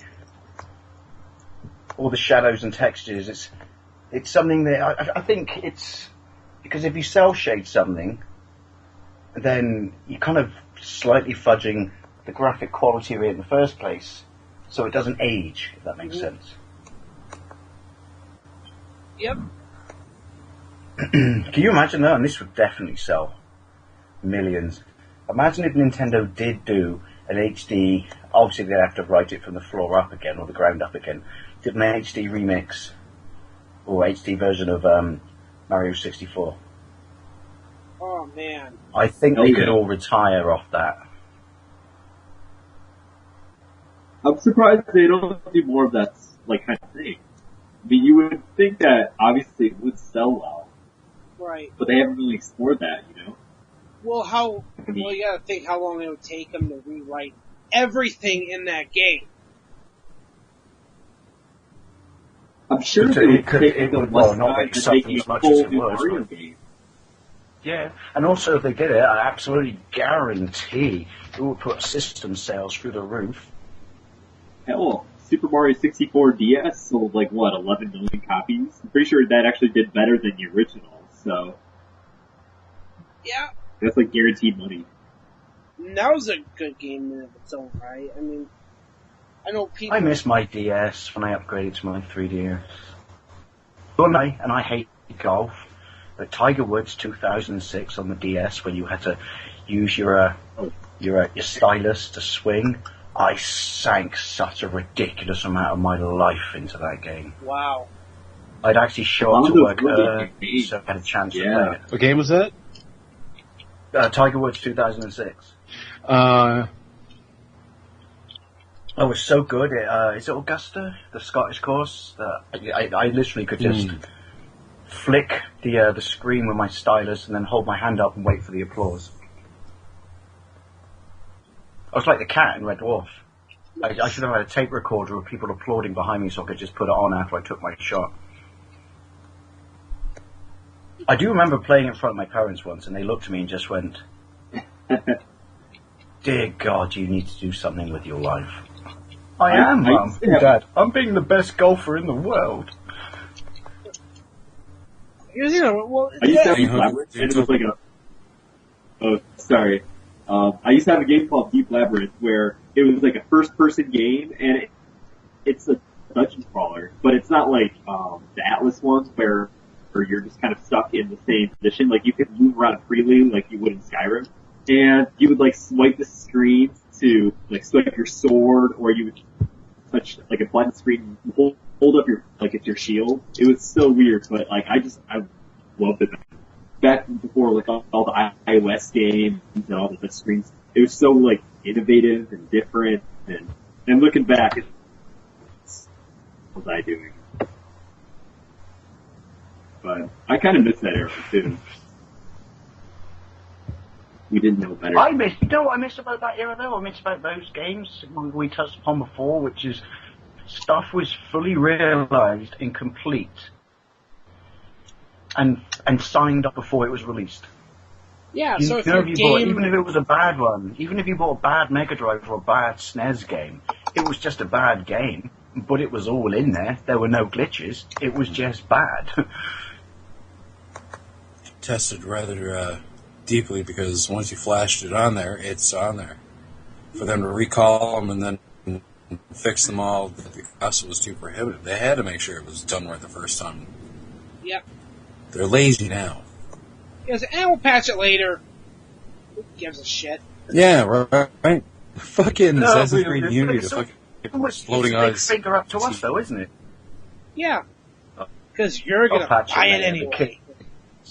These days, too fucking stupid. You know, but I don't know about you guys, but if I'm going to drop 39 quid on something, at least to me in my world, that's still a lot of money. Yep. Damn kids. But imagine someone like Boss Hogg from Duke's Hazard. Damn kids. Too fucking stupid to know what's going to work. Sorry for the appalling American accent.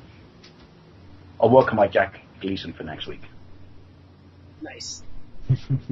Yeah, well, here's an interesting discussion, because like they just released the Saints Row 4 HD upgrade for Xbox One and PS4. I really wish they'd lay off this though a little bit. Oh my god! Just stop. In the Activision, just hate fucking the shit out of a franchise. Yeah. By the way, did they ever announce Borderlands 3? I heard that rumor for was it PAX South, or whatever it was. Did that not get announced?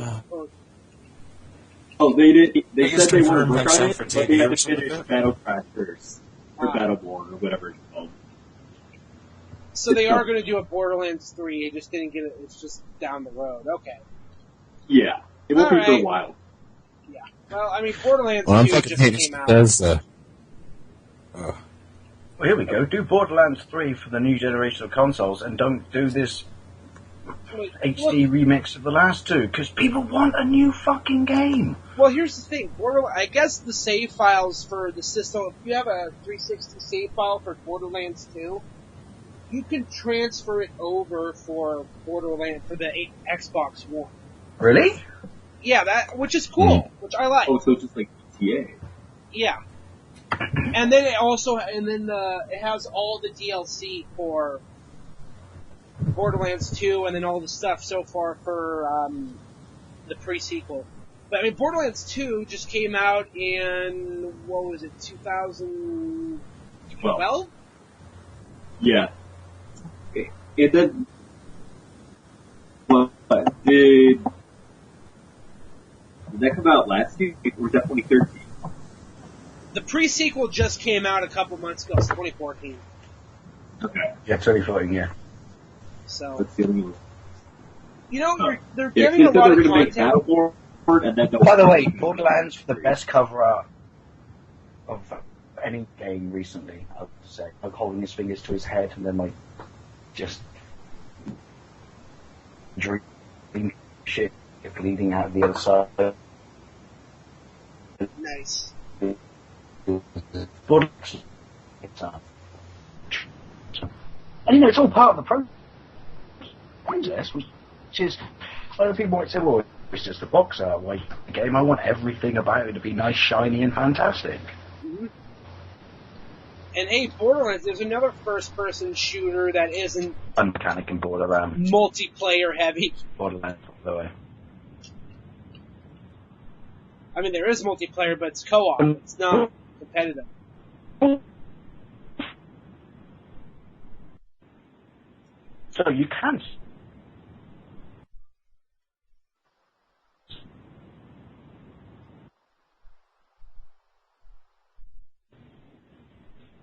I don't want to know what the hell he's doing. Stupid.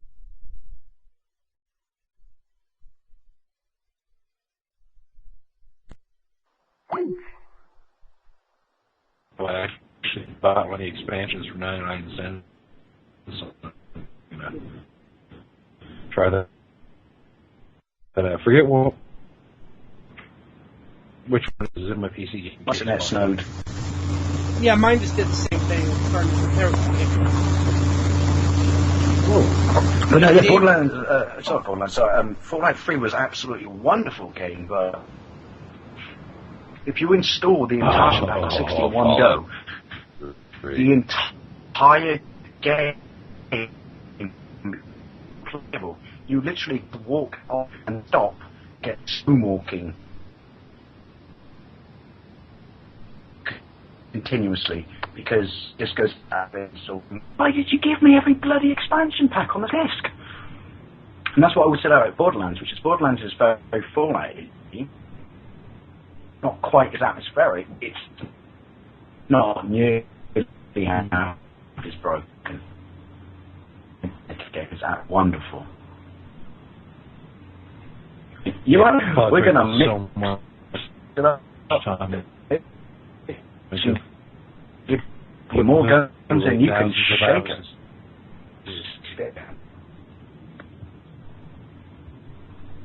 It's had a random generator thing, didn't it? Mm. And I've just talked myself into buying a cheap off with the original Borderlands. Yeah. On my next start.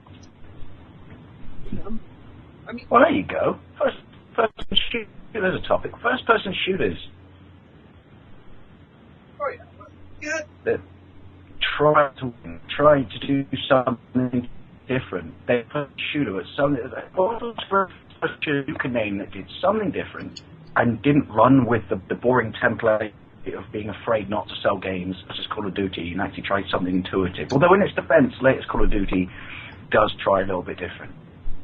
It goes kind of Halo on us, but honestly, it doesn't detract. It adds a different depth to the multiplayer, especially.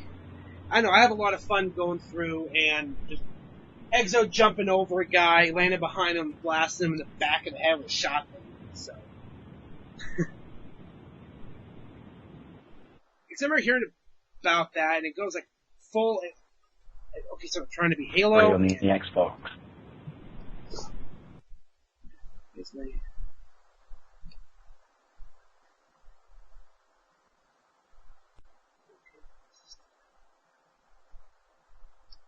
Yeah. Middle on the PS3 and Xbox 360 is definitely the most innovative game of all time. And the most unique first-person shooter ever. I want a new Quake, but goes back to the original Quake.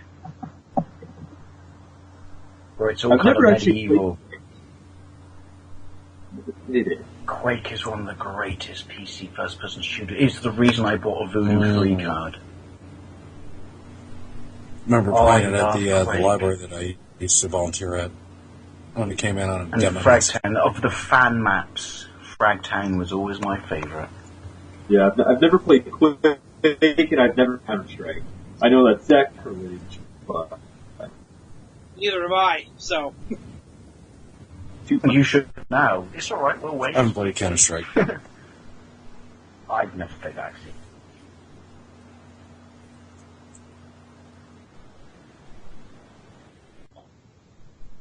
What's the Star Wars game? I see that Fallout versus Skyrim video from Andrew M. Films that came out a few days ago. Wait, what? No, Fallout Skyrim? I shall be on. Yeah, there's a Fallout versus Skyrim video by Andrew M. Films. He does a lot of versus stuff, like he did that Mario versus Minecraft guy, and this was the Vault Dweller versus Dragonborn. Oh, it was great. They even broke it like the rocket launcher, and kind of little nods to things like both the guys are hurting and almost dead, so they're like just eating all this food to get their HP. And you even see him use pets. The dragon is going to blow with a fucking sword, fucking bats comes out and says, "How am I gonna shit?" It's great. Picks torso 95% for shot.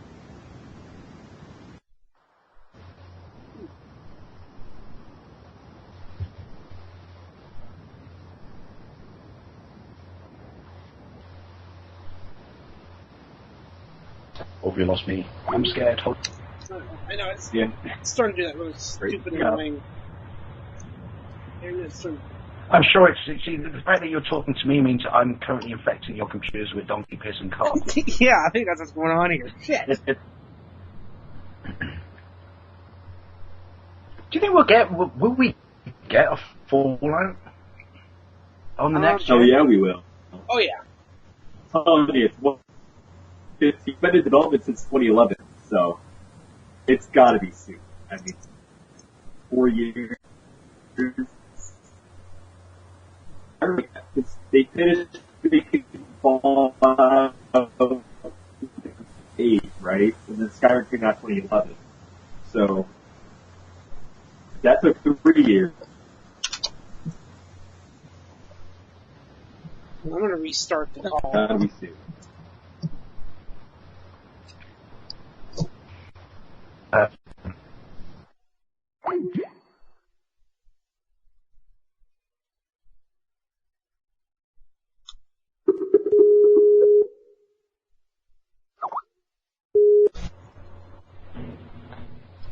Alrighty.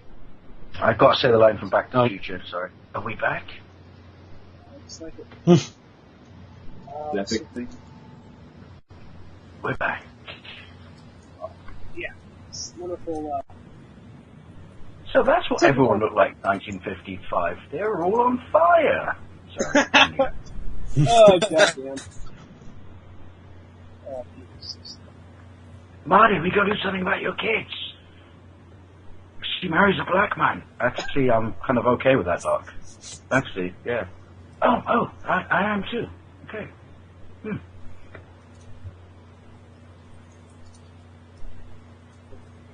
I like that. That Family Guy sketch, that's pretty good.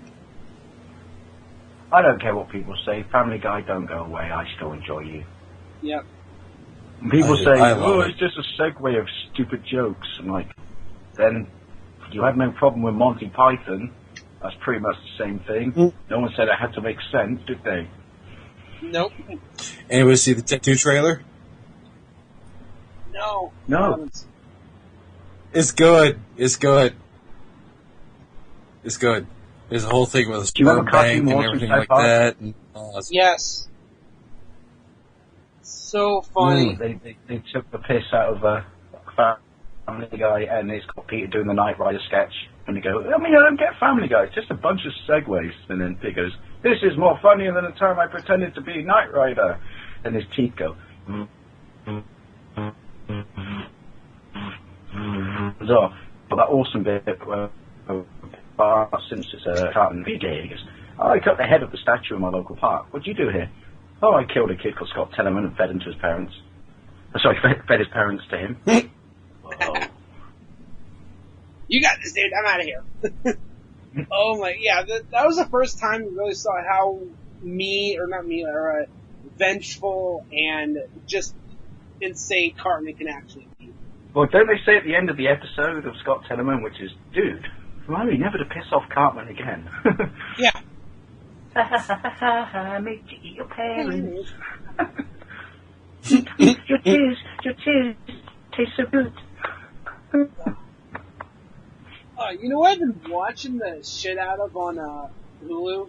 Is Brickleberry. That is the show. Yeah, Brickleberry. It's Daniel Tosh plays a bear cub, a little talking bear named Malloy. And basically, I would say put Cartman as a bear, and that's what you get. Like, the show is hilarious. It's full of it's full of dark humor. He would, in that season of his Tosh.0 show, and I actually got to see Daniel Tosh do stand up in Great Falls a couple of years ago, but he would do previews of the different characters, and the first one is like, "Oh, me Malloy." It's like, I was raped. It's just like, it's like just foul. It's like, it's funny. It is hilarious. Do you remember Imagination Land, though? Did you get that in the States, in North America, where you got the remake version of Imagination Land that was all edited together and all the swearing was in it? And it's got the bit where you hear the American soldiers, when they're back at, like, the Star Gate base, and just hear, like, oh, it's cute little cuddly teddy bears and stuff. They're raping me! They're raping me! Which is so wrong. So funny. Yeah. It's just fucked up beyond belief. It's hilarious. We better get Stick of Truth too, by the way. That's my call for this year. We better get Stick of Truth too. Yep. Well, I'm just glad we got the first. Better get fucking Fallout 4. I think it'll be a 2016 game for Fallout 4. Oh, on GoldenEye too. Yeah. Running on original N64 hardware. Just saying. There's one thing I would like to say. When people say, when you watch people talk about modern first-person shooters, because I think it's safe to say that modern first-person shooters all hold a massive thank you to, GoldenEye, for the fact that you can shoot body part, you can execute people, the sheer level of innovation in it. When people say, like, well, if you play GoldenEye now, it doesn't hold up or is half as good as you think it is. Bollocks! It is exactly as good as I think it is. It's still a fucking phenomenal and wonderful game. Plus, it has one of my favourite moments I can ever do in a video game, which is I can convince the Russian in the toilet store at the start of the game next to me that I'm actually in there by shooting the water and pretending I'm dumping. That's funny. Detail. I think when I did my gameplay of it, I actually said at the start of the video, which is, by the way, if you ever find yourself stuck in the Russian silo in the Cold War, here's what you do, people. You fake dump. Fake dump.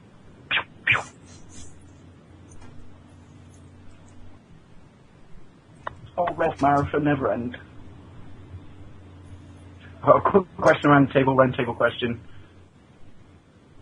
Alright. We're all right? Mm-hmm. Right. Just checking, because otherwise we couldn't be friends. We don't make good stuff in this country, but we made Red Dwarf, so... I always might have a tombstone that says, to anyone from outside of the British Isles who sees this tombstone, we dwarf. Just accept it. Possibly a Highlander quote, yes. You do. I wish you could watch my channel. I have a channel. I wish you could watch my channel, the Dave channel over there. It's brilliant. It's literally, someone scooped the inside of my head out and said, what if Dave wanted a channel that were called Dave? And we'd just scoop his head out and put everything on he likes. So basically it's Top Gear and Red Dwarf. And Storage Hunters. And American Pickers. Okay, what was it? Which is storage so house. fake. What? Storage, did you see the Storage Hunters when they came to the UK? No. Oh my god, that was cringeworthy. They just bought the bloke who goes blah, blah, blah, blah, blah, blah, blah, blah, blah, brought him over, and then they didn't have any of the American cast, because I'm like, wouldn't it make more sense to bring the American cast over to try and bid on storage units in this country? No, you just went out and found a group of people who were British that no one's even heard of, and were quite frankly cringeworthy, and made us all look like Victorian chimney sweeps with bad teeth. Wow. Oh. Alright, Storage Wars. You remember the episode where they found an NES and they thought they had some insanely rare fucking... Oh. Yes! I was screaming at the TV. I think I said something along the lines of, are you fucking retarded, you thick cunt? God.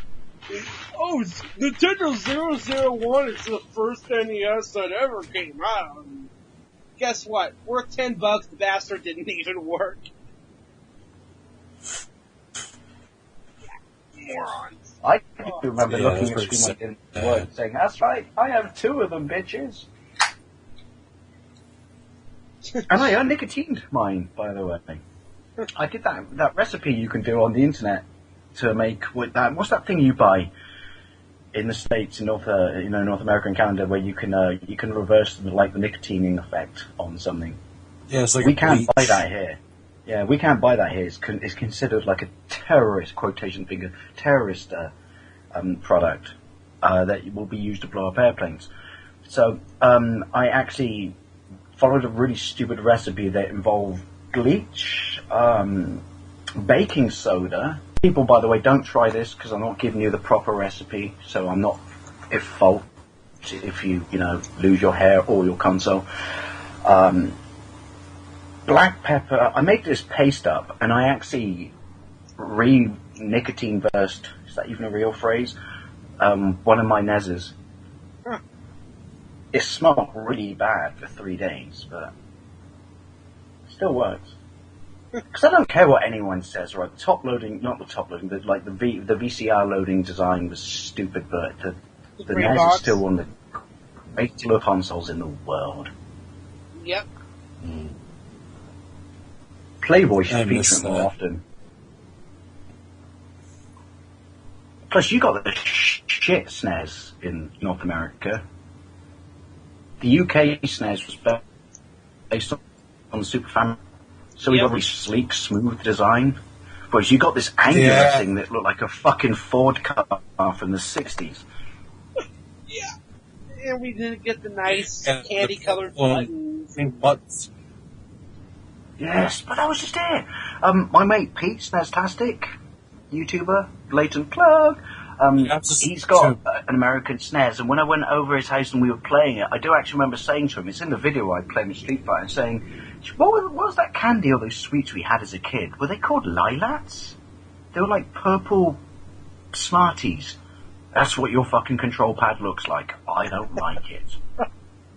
Yeah. Oh man, I don't know why America. I got those generic USB Super Famicom controllers. I didn't want to get the purple and mauve candy-colored buttons.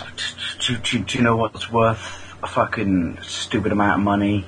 In the Nintendo reward system in Japan, they actually gave you a chance. You had enough points to get a classic controller for your Wii that would plug into your Wiimote, obviously, to use. That was exactly the same as a Japanese SNES controller. Yes, I've seen that. I've seen that. That's beautiful too. It has. First time I saw that, I think I actually had wood. Why don't they? Yeah, What is it with Japanese Nintendo when they don't look at the rest of the world or the West and go, "Oh, the West won't like this. Why would they like this?" Of course we would like it. This is why we like it. It's Japanese, and we never get fucking any of this shit. Mm-hmm. I know. It seems that we get the shaft over here more than not. Yeah, I mean, look at this. There you go. One tip I have about us not getting what the Famicom got was all those different sound chips. We never really got access to them until like Castlevania 3. Like, Namco had like 2 or 3. Konami had a bunch, and they sound amazing. And, like, you got sound that was on par. Sega Master System in Japan, the Model 3000, whatever it was, that had sound chips in the cartridges. Yeah. These games have sound chips in. Yeah. Yep.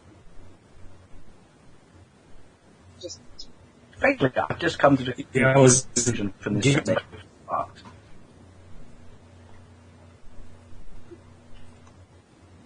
Now you understand why 12-year-old David ordered his Mega Drive.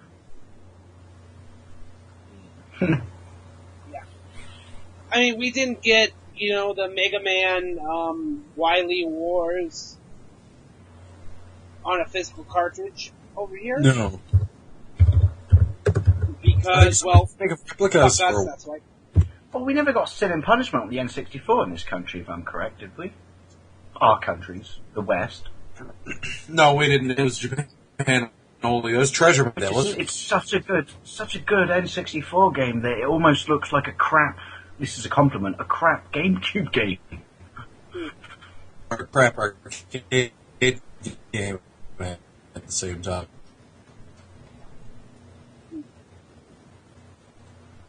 They redubbed it for the virtual console release, but it does have commentary in it that makes Resident Evil 1 on the PlayStation look like a Oscar winner. I like how you can get showing me.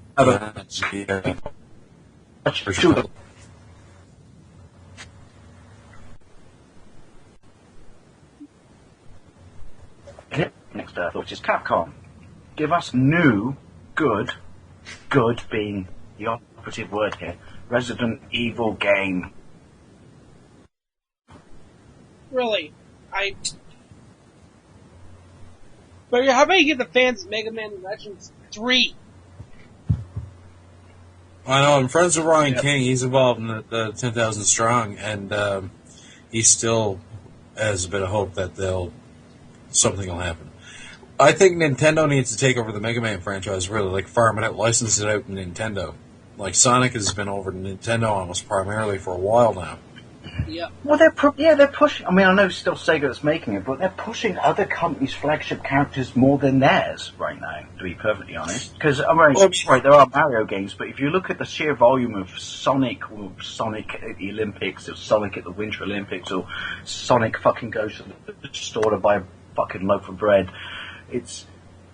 you'd be hard pushed to, if you didn't know it, to know that Sonic wasn't Nintendo flagship right now instead of Mario. Yeah. Died all the Sonic. Yeah, was it, well, I mean, yeah, with Mega Man as well, I mean, like, he could get to have some more side-scrolling adventures and shit like that.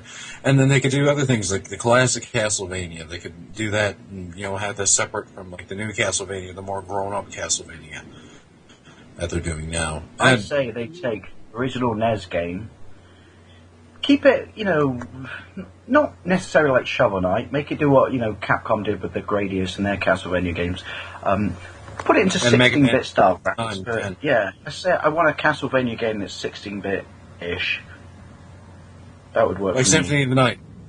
Yeah. Symphony of the Night to me that. is just... Oh, it's just so beautiful, you know, that Metrovania style. That right there, keep it at that level. Don't go any further than that, and it's perfect.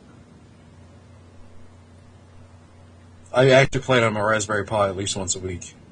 You can do save states on it, so I just save as I go along playing through it. And I play it on a CRT. I don't play it on an HD TV. See, I'm very lucky in that fact that when I do until my camera went fucking stupid and hates my TV or my new camera, I do all my gameplays on HD TV, but it looks alright. Which is fortunate because I don't own a CRT telly anymore. My dual monitor there, like I've shown in pictures on Facebook and that, it's the CRT is the primary and the flat panel is secondary on my PC. And as well, I also have the Raspberry Pi hooked into the CRT and I have the 360 hooked into the flat panel. It's a bit of a nest behind my TVs. Reminds me of a video Steve Benway posted up a couple of years ago, which was "Show me your telly." Yeah, I did a response to that. I showed off my my CRT actually. Yeah, it was funny because I have a CRT. It's in another room, but my HD TV, I had to buy the the component cable deal for the Wii, the Skyward Sword. It just did not. Oh, is that the one with like the 5 cables? You know, like the Yep. it's like an AV cable with an. I had an aftermarket version. Yeah, I think I bought an aftermarket version. Yeah, I had a. That's what I had. Mine works though. Oh yeah, it works. It works on it works on CRT and on a HD TV. My CRT actually has component. Has the 5. Are there CRT tellies that have the 5 inputs? Yeah, mine does. I have a this Toshiba. high. I'm trying to remember what the name of the exact model is. I do a video on it on my channel. Actually, it's the last tube TV that Toshiba made before they switched over just to flat panels, and it's a Toshiba color stream. And the process separately, like the S-Video Composite and RF are all on one video, a bit of video hardware. The component, the YR, PBR, VR, whatever, the red, blue, and green and audio input are all handled on another set of video hardware. It just played with my 360 on it. Looked beautiful. That was my Fallout TV. That's what games on for my 360 when I was playing through Fallout.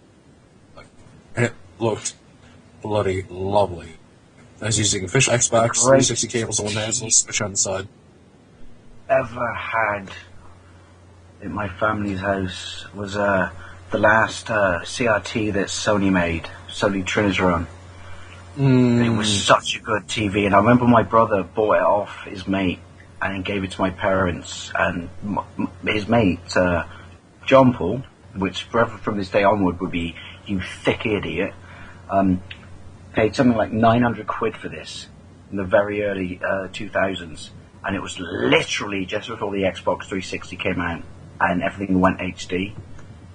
And so he bought an Xbox 360, he had to get an HD TV, and he went up to my older brother and he said, "But I got to have this TV." And so my older brother was like, "Do me a deal." "Nope, not cheap enough." "Nope, not cheap enough." "Nope, not cheap enough." And he ended up buying it, but it was still in guarantee for 150 quid. And he gave it to my parents, and it was the greatest TV ever. And it took 3 of us to lift it, mind. And still to this day, I would like to ask Sony, which is, when you design a TV that weighs 1/4 of a ton, why do you design the bottom of it to be basically like razors? Because that's the only bit you can lift with our hands. My one has 2 little handles in the back of it. On the very top, you can lug it around against your kit and your knees and your thighs. You can just lug it around like that. This thing is so fucking heavy, though. I'll find a picture of it. This thing is fairly heavy and sick. Now, the horizontal adjustment capacitor is blown on mine, so I'm getting on there. I can adjust that with the VCUS video adapter I use because it primarily uses as a monitor. And I'm going to get it brought down to the shop because I don't want to fuck with the flyback, and I'm going to get the fellow to swap out the caps in it because this is a good TV. It's only a little bit right now that's wrong with it. And it'll only take like a day getting to just do it sometime when I'm out and go down and pick it up again. But it's great, and I might component of VGA dev and actually have the input. Actually, I think careful with that. It was. What was it? Because people look at CRT now, but we had a JVC, me and my mate, that we putting together for when we flat shared, and this was around about the time of PlayStation 2. But we bought a JVC TV that was a CRT, but it was flat screen, which was unheard of then for CRT tellies, and it had this amazing thing that you would not think would be brilliant, but it would be, which was it sensed the light in the room and would dim the picture accordingly. It was like Borg. It was self-aware TV. Oh, I want that TV. I'm going to find out on it.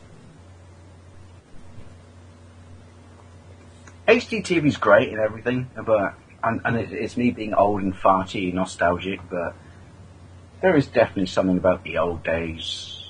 Obviously, I'm a lot older than everyone else. When you had to plug the little orange thing into the front of the TV next to the channel to tune it in next to the button and dial it like a safe. Go like, come on, BBC One, come on! I know I can fucking find you, you bastard. It's 1983. I only have 3 channels. Throw me a fucking bone. Damn. Yeah, we had This the CBC is not me going on a big rant, by the way, but you do know that PAL is technically a superior system to NTSC, but everyone was too lazy when it came to video games to use it. It's got more lines in the picture than NTSC. So when it came to releasing games in this country, they just went, oh, fuck that, we'll just letterbox it and release the NTSC version and it'll run slowly. Wow. Yeah, because your frame rate's less than ours. Yeah, basically, we've been punished since WW2. What was the whole reason behind that divide, anyway, between PAL and NTSC? They were invented by 2 different people. And in quite close to each other, but in different, sort of like a couple of years apart. And PAL and CCAM just took in Europe, and NTSC just took in North America. Although, you know what the joke is for NTSC in this country? Not so much now because HDTV, everything on HDTV runs at 60 hertz. Do you know what the joke was when people in the UK would describe NTSC if our PAL systems did no enableize properly? Our nickname was Never the Same Colour Twice. NTSC does have more washed out colours, but that might be the fact that when it comes over and they import shows to the UK from the US, then they are going to be, washed out. But all I know is that's why I buy Japanese consoles, because 50 hertz in bordered is like basically asking me to sacrifice a NAD. Oh shit! Ugh. That's pretty chopped down. Oh, it's funny. Bring that reference. I listened to part of Chris Jericho's podcast, Talk is Jericho, with Lanny Poffo, Randy Savage's brother. And Lanny makes a comment that Vince McMahon has 3 balls and he has 1. He's got a set to spare and he's missing 1. When it comes to negotiating, talking or trying to argue or something along those lines. I was just going to say that Vince McMahon does have 3 balls. He has 2 in his sack and 1 in his mouth every time he makes a fucking decision. Yeah. And now, but he has good hair. Yeah. Despite after getting it shaved at Bald at WrestleMania 23 by Donald Trump. Who, by the way, I think was fuck right off, but... Donald Trump's a fucking asshole who owns half of Scotland right now. Oh my god. I want to... I just want to meet Donald Trump and say, I know you're like a billionaire, although that's in question because your taxes are dodgy.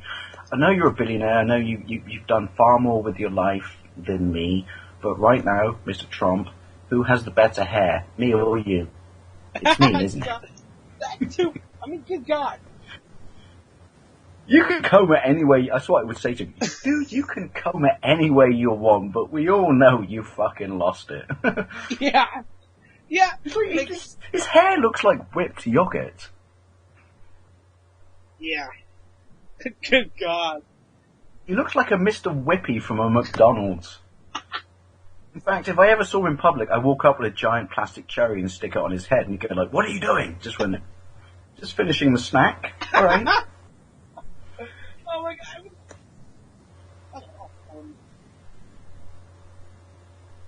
The thing is, I'm not joking, Whippy he would really probably does be own half smarter than Scotland, Donald right? Trump. I think my turd I took this morning is smarter than Donald Trump. God. You get a guy that, for years, went after President Obama and his birth certificate? Really? Yeah, I know. That's pathetic. I'm not a massive fan of Obama, but really, that's your argument right here? Yeah, well, Seriously? guess what? He was born in Hawaii, which is a state. But then, give me your long form birth certificate. He gets that. Just show me your college records. Yeah. Do you know what I'd like someone to do on The Apprentice? When he goes, "You're fired," someone just to start going, "Yeah, you're a fucking prick," and lamp him in the face.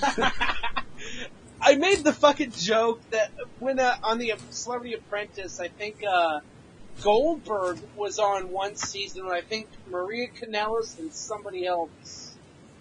And it was like, I could see Trump firing Goldberg, and he just leads across the table and spears him through the fucking And then Joey Styles comes in and he goes, "Oh my God!"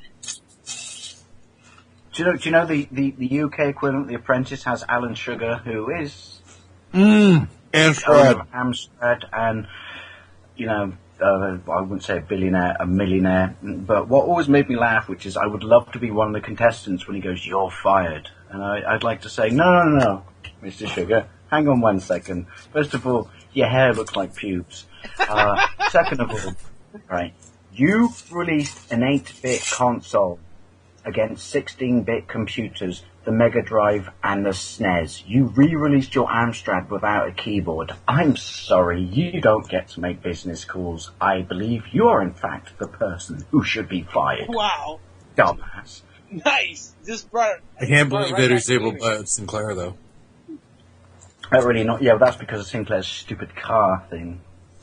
I see him tear down that thing, eh?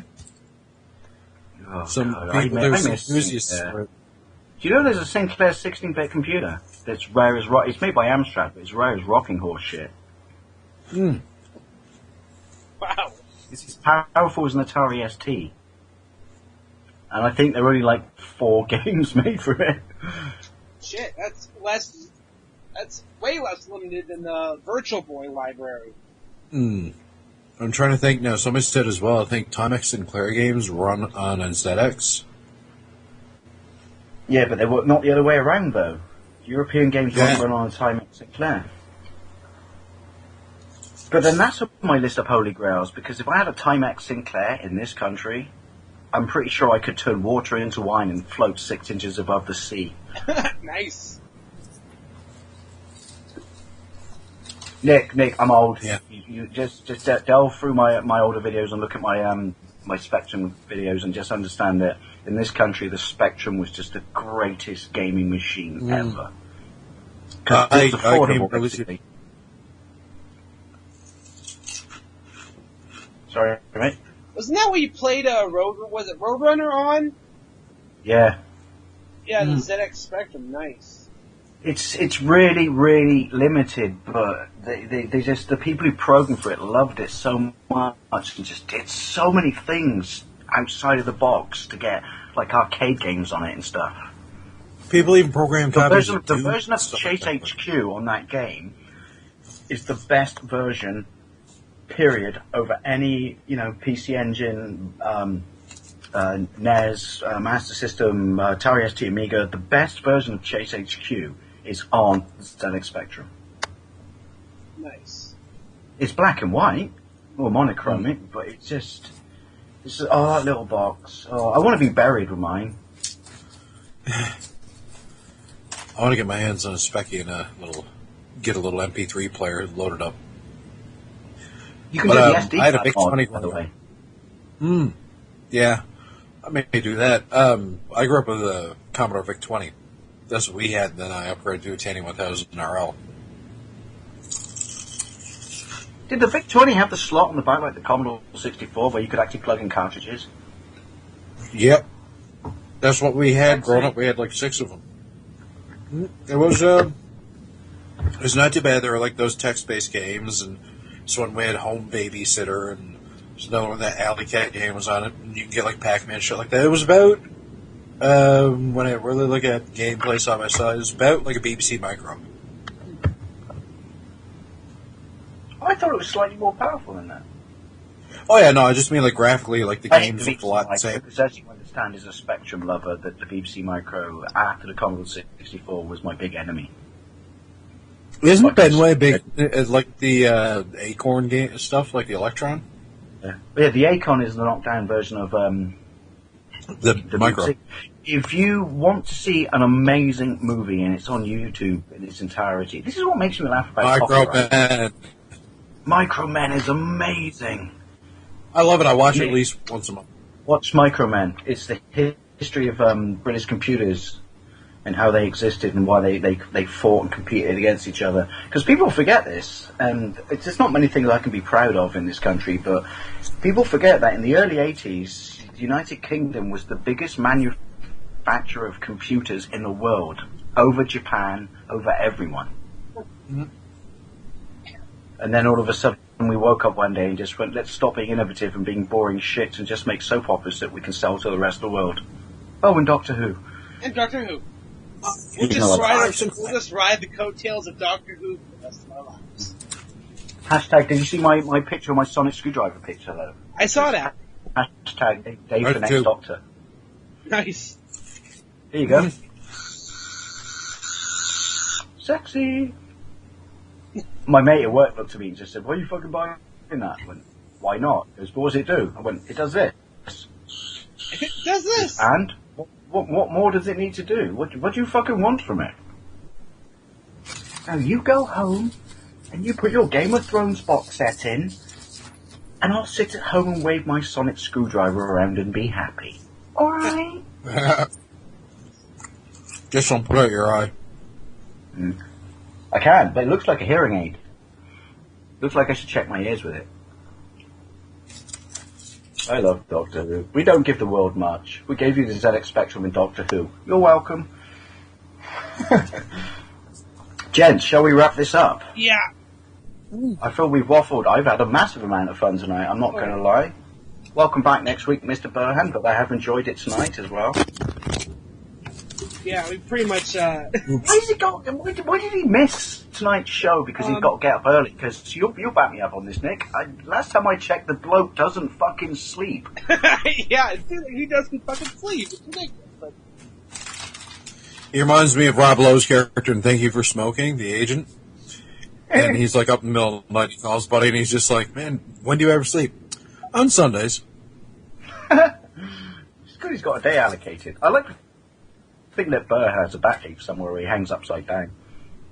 Shall we do plugs, ladies and gentlemen? All right. Plugs, sorry. There's no ladies here because this is a very blokey show. Sean, where can we find you? Okay, well, you can find me on YouTube at youtube.com/users/Dietless79, DAIATLUS79. Can I subscribe? I keep trying to find your channel, but I can't. Send me a link.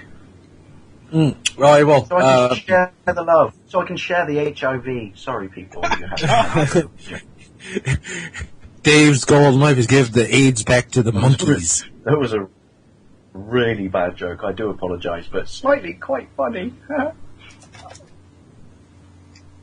Yeah, you can find also my Twitter and my Instagram are the same, Dietless79, and I'm on Facebook as well, Sean Michelin. You'll see me bouncing around some posts and that. I'm in a lot of the different groups. Yeah. Heavy Console Gamer especially. I like posting in there. I heard you like posting, but remember, when you post, you got to be careful because you don't want children. Put a boom. Dave, where can we find you? You can find me in my heart, my child.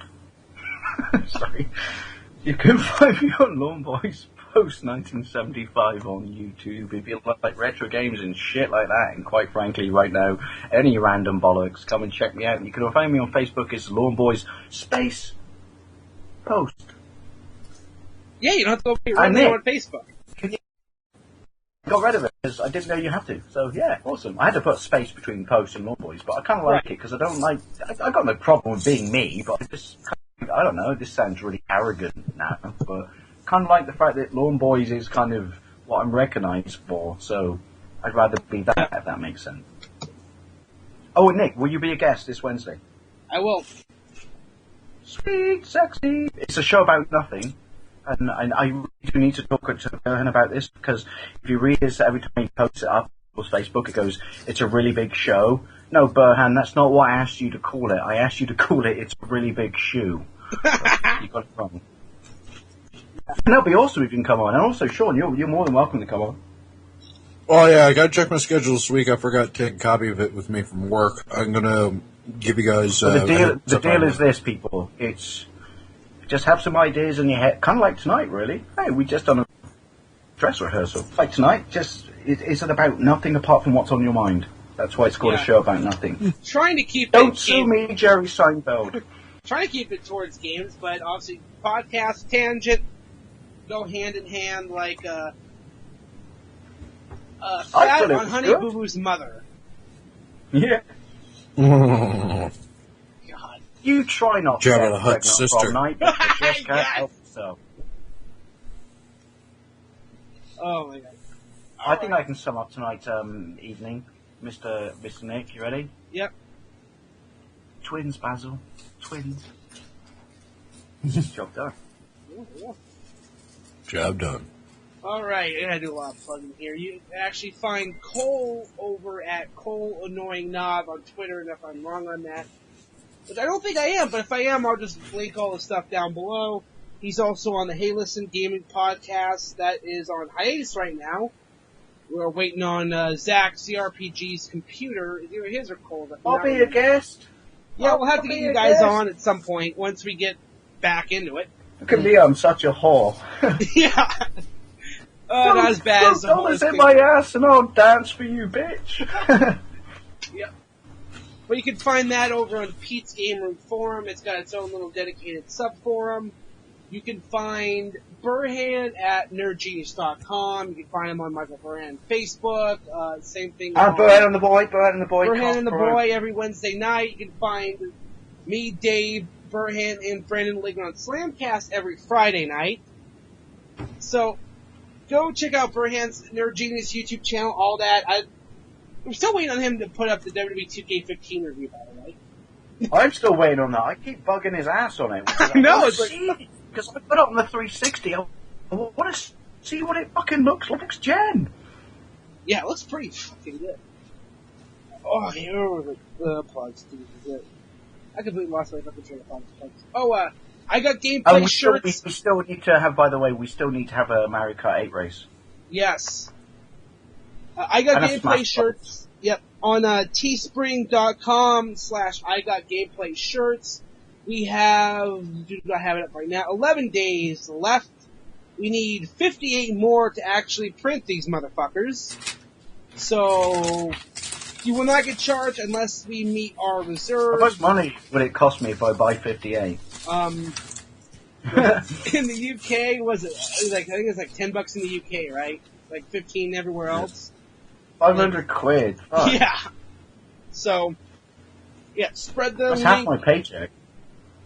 We need people to buy these shirts. I mean, 'cause I want Slamcast shirts. God damn it. Yeah, me too. And also, if this works, I want Lawn Boys Post 975 shirts. Oh yeah, there we go. Not sure anyone will fucking wear them, but I just want them for me. Just have your own shirt, yeah. And you can find... Well, it is though, isn't it? That's what basically comes down to, which is, I don't care if anyone wants to buy it, I just want my own shirt out there. It makes me feel like a big man. Oh, man. Anyway, you can find me over on YouTube at the Gaming Pegasus 187. You can find me on Twitter at Gaming Pegasus 187. You can find me on Instagram. You can find me on Xbox Live. You can find me on the Wii U, and you can find me on WWE Supercard at Pegasus 187. I'm very close to getting the Epic Undertaker card from this week's Road to Glory. I actually pulled another one from Exhibition, so I'll be able to throw that bastard. And don't probably my forget last. to fight the baby Jesus. Yeah. Sorry, I'm joking because I'm not religious. But then it's funny, man, last King of the Ring, I pulled the legendary Triple H and legendary Batista, so I got my second Batista. Triple H is in the next Road to Glory tier, he's a legendary, so I end up getting 2 more legendary pros. But you can also find me on PlayStation Network at the Extreme Enigma. So yeah, check out the Retro Emblem channel. And you can find him in your heart. Yep. Sorry. Yep. And usually somewhere around Great Falls drinking a beer, depending on the day. It feels like indigestion, but it's not. It's Nick. Yeah. I'm there just not giving a fuck, which I'm the master at. But yeah, by the time this goes up, the Super Bowl will already be done for those that care about it. So I do, and I can't watch it. It's not fair. Oh god, that's such shit. Oh. I want to watch it more tomorrow night, right? Or tonight. Then I want to watch the Premiership results. Because it's an event. It's so big and huge. It's like my penis, but in sports form. Sorry. Oh. By the way, on Slamcast, how have we not gotten another Creek Page moment of the week? Oh, yeah. I'm saving it for here. Yeah. Oh, Yeah. I think I've pretty much plugged everything up Burhan's. I know he's on Twitter at Michael Burhan, Facebook. Silent Michael Hill. Burhan. Silent Hill, that's right. The Silent Hill Genesis project. I think he's still working on that Kickstarter. We've been talking about I'm that still waiting for him to post a link on my fucking Facebook page. I know. This is, hopefully, I want to see get off the ground, man. I do as well. Plus, also, he did, fulfill a lifelong dream of mine, which is he made me a peeled baby. Wow. Yeah. For those who don't know, there were like skin babies in the original Silent Hill game on the PlayStation, and it was a lifelong dream of mine. I kept bugging Burhan for fucking months, saying, "Make me a skin baby, make me a skin baby." And then one day he did, and I was like, "Oh, awesome! I'm a skin baby." Probably it would hurt. Don't put me in a bag of salt, but.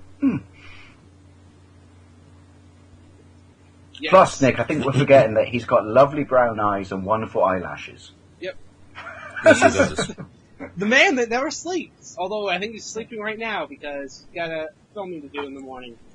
Gotta look purty. Yep. Oh man, I think that pretty much does it. Off the wall, tangent filled, random, winged it. Well, I tell you should call this "When Burhan's Away, the Mice Will Play." There's our title. There we go. I meant to remember that. Squeak, squeak. Come back, Burhan. We love you. Well, I've had fun. Honestly, guys, I've had a massive amount of fun tonight. It's been really, really, really, really awesome. Yep. Alright, end this thing before we go on for another 20 minutes. Anyway, If you were female, I'd plow you both to a booze and try and have sex with you. Bad joke. God. Anyway, for Sean Michelin... You're not allowed to worry about it. Yeah. Anyway, for Sean, Dave, and myself, we've got gameplay. Have you?